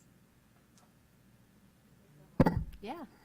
And just as you mentioned pathways, the courses that we mentioned align directly with our high school pathways to help students be exposed. And that's thanks to Mr. Reeves, who doesn't have a microphone. That's a good point. Oftentimes it's easy to dismiss the term elective as being somehow fluffy, and that's not the case. Thank you both very much. Thanks, Ann and Jen and Scott. Just a final note, just terminology. There's a long-standing difference between what we call a middle school and we call a junior high school. So a middle school model has a long history of research behind it and why schools shifted 80s and 90s, I think, before Ann and Jennifer even really, were aware of education as a profession, and old people like Mark and I were well in it. And so the research that Ann is citing in there comes from that body, right? Functional difference between a junior high school, which you'll hear school districts say they have, which is basically what we were operating before we moved. We were at middle schools, we did cuts. I think I have this right. We were at middle schools, we had cuts. We took away a lot of that. We were basically junior high schools. And then recently, as we re-envisioned what we were doing and trying to bring more meat to it, the evolution back towards the middle school model came out of that committee as a driver. Is that about right, Ms. Reeves? So appreciate that. So unless the board has other questions for this group, I'm happy to turn it over to Ms. Marshall if that's what we're ready for. Yes. Okay. All right. Not sure why I had to go last. I'm sure everybody's already asleep, and this is not going to help at all. So just FYI. So a couple things. We do a 5-year forecast every November. It's due to ODE by the end of November, and then we update it every May, and the update's due to ODE by the end of May. So we're working off of November's forecast, but we are in the process of updating that. We'll be bringing that back to the board in May after we get through all of the movements with staffing and budgets and all those fun things. So I provided a couple of spreadsheets to the board. The first one I want to go over, I had a request to try to quantify in dollars what's been added to each of these areas that we've talked about tonight. So just the nature of any business or any organization, costs increase based on negotiated agreements that we have in place, salary raises, that sort of thing, cost of benefits increasing, inflationary costs, those sorts of things. So what I tried to do with this first spreadsheet with the blue boxes out to the side was I took the fiscal year 2015 actual costs, so the first one on the list there is for the magnet schools, and then I took those costs and I grew them by an average of 3% every year to say if we did nothing to the program other than just continue the costs we had, assume a 3% increase, just the cost of doing business increases that we see, what would that have been by fiscal year 21, which is the last year we just finished, the last full year we just finished. And so that those estimate numbers, that's each year grown by 3%. And then the fiscal year 21 estimate you can see is $3.2 million. And then the fiscal year 21 actual amount is $3.2 million. So it's an overall assumed increase of about $5,000 is how this math worked out for the magnet schools. Does that make sense how I've done that? So I've taken that same approach for every area that we talked about tonight. So for kindergarten, and again, kindergarten, so the magnet schools, that's looking at, we are able to track expenses by building. So that's looking at the total building expenses for those programs. And I've excluded the gifted costs that are at Emerson for this comparison. And then, so for kindergarten, we don't really code like by grade level costs separately outside of salaries. So these amounts only represent the salary costs. So for fiscal year 2015, all kindergarten, we spent approximately $1.27 million. If we grow that by 3% every year, in FY21, we would have ended at around 1.5 million. We ended at 2.2 million. So the increase, we're assuming, again, these are all estimates, are increases for all-day kindergarten. Now, again, all-day kindergarten increases are offset because we do charge tuition for those programs. So please keep that in mind. And then middle schools, this is our total, all of our middle school buildings, actual costs, grown by 3% every year. Same concept. So if we do that for every area here, looking at technology, we do have some offset from E-rate funding that we get, and that's really more for connectivity items, not necessarily for devices and things like that, but we have made significant investments in our technology program over the last, at least the last few years that I've been here. I know the board has made significant increases to that. And then on the next page, we have mental health and wellness. So this is not to get too technical in the accounting world, but we use something called a function code. So this is all of the function codes that include the areas that Tammy had kind of discussed in her presentation. So the nurses, the health aides, the social workers, like all of those folks that she has under her purview. So we do receive some grant money that helps offset those costs that will continue. So I've backed out the $489,000 there at the bottom. And so the difference is the assumed cost that affects the general fund. And we did have student wellness and success funds out of the state's biennium budget for fiscal year 20 and 21. Some expenses were moved into that fund, but they are coming back into the general fund in 22. So those are all included in this calculation.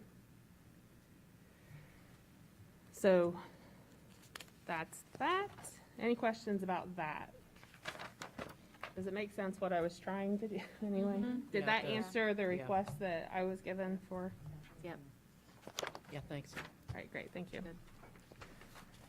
All right, so the next spreadsheet, and I want to stress this a lot, these are estimates, very much estimates. We're projecting out several years here. It's hard to say with any certainty what those actual costs would be. So these are, and I know they're very specific just based on the percentages I've applied, but these are estimates. Just a reminder, we did ask our community for a new operating levy in fall of 29, and that first year collection was in calendar year 2021. We had 1 year delayed collections for that. We have a bond issue that is being paid in full this calendar year. So unless we decide to go on the ballot in November, I'm not hearing any takers on that. That will fall off at the end of this calendar year, so it will no longer be on our taxpayers' bills next calendar year. This is estimated collecting at 0.6 mils. It's actually collecting closer to 0.7, 0.75 mils. So a pretty good decrease that our taxpayers should see with the millage. And bond millage, just a reminder, it isn't subject to House Bill 920. So bond note millage it collects whatever it needs to collect to make the bond payment. So it will be a decrease for our taxpayers. And then we have another expiring levy at the end of 27. So that would be fiscal year 28. But so if we were to be back on the ballot, that would be for a fall of 27 that we would look at. And it's estimated about 2.5 mils right now. Depending on how property values change between now and then, that could adjust up or down. All right, so after all that, what's currently in our 5-year forecast that the board approved in November is for the years that we're talking about, so starting next year and going forward. We took a look at our enrollment numbers and where we were with growth. We dropped what was a 10 certified FTE every year down to a 5 certified FTE. So we have the addition of 5 certified staff. So it's an average amount that I use for the projections, and then 1.5 classified staff for each of those 4 years. So for fiscal year 23, 24, 25, and 26, it's a total of 20 certified FTE and 1.5 classified FTE. And this isn't on the spreadsheet. I'm sorry, I just wanted to make a mention of it before we get into the spreadsheet.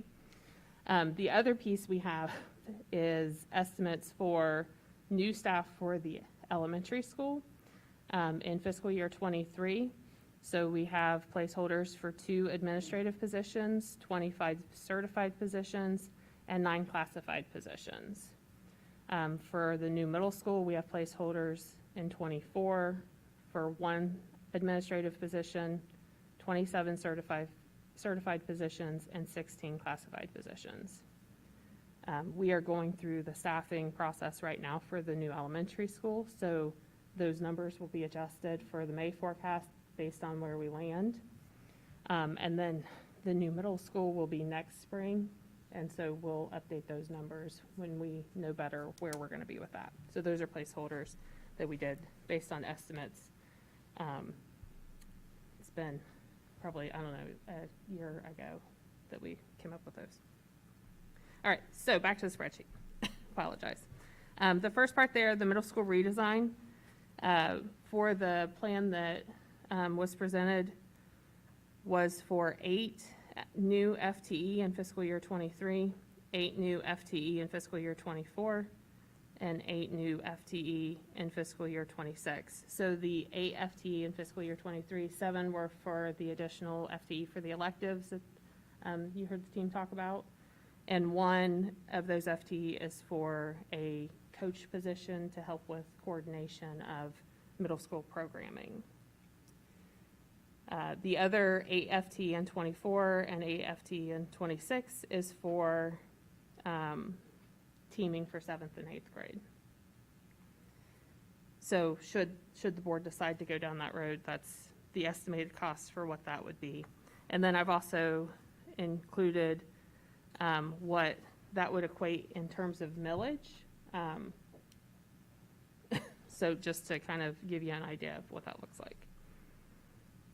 For all-day kindergarten, this is a little bit confusing just because of the way the dollars flow. In order to go to full all-day kindergarten, we need 13 new sections, which would eliminate 6.5 half-day sections, right? what I'm saying? So the addition is a net of 6.5 FTE.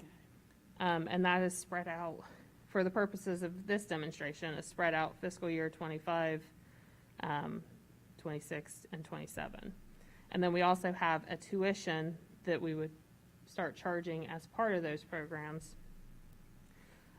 Once we go to all-day kindergarten, if we go down that road, we can no longer charge tuition. And I do want to mention that we still have to offer the opportunity for half-day if a parent chooses that, if we do decide to go 100% all-day kindergarten. But once we go all-day kindergarten, we would have to eliminate tuition. And so you can see in fiscal year 27, there at the bottom of that, what that would look like. Expanding the magnet schools, what you heard tonight, would be 1 FTE in FY 23, 1 in 24, 1 in 25, 1 in 26, and 1 in 27. Also, an additional half FTE for each of the specials courses, so music, art, and PE. So 1.5 FTE to start in fiscal year 25. I do want to note, sometimes half-time positions are difficult to fill, so that could potentially be full-time positions if we had trouble filling them. And so that's also total up at the bottom there. We also included the estimates from the one-to-one spreadsheet that the technology team put together for grades 5 through 12, and that includes the addition of 1 FTE in those numbers as well. And then mental health and wellness, we talked about 5 FTE addition, which would be 2 in fiscal year 24, 1 in 25, 1 in 26, and 1 in 27. And that was meant to phase in those supports. I don't think Tammy would mind if we wanted to add them all in 24, but just to be thoughtful about how we can phase those positions in. So, and that's it. Are we still awake? Yes. Okay.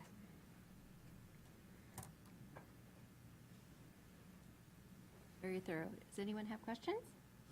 Comments? Well, I mean, I just want to thank everybody. I get it's after 9 o'clock, so, Yep. and with years of catching up, it's been tremendously helpful for me. I know personally, I came on the board just as COVID hit, so this has really set me so that I can move forward and have thoughtful conversations about all these. So thank you so much. I would just echo that as a newbie. I really appreciate the time and the energy that you guys put into this. This has been really helpful.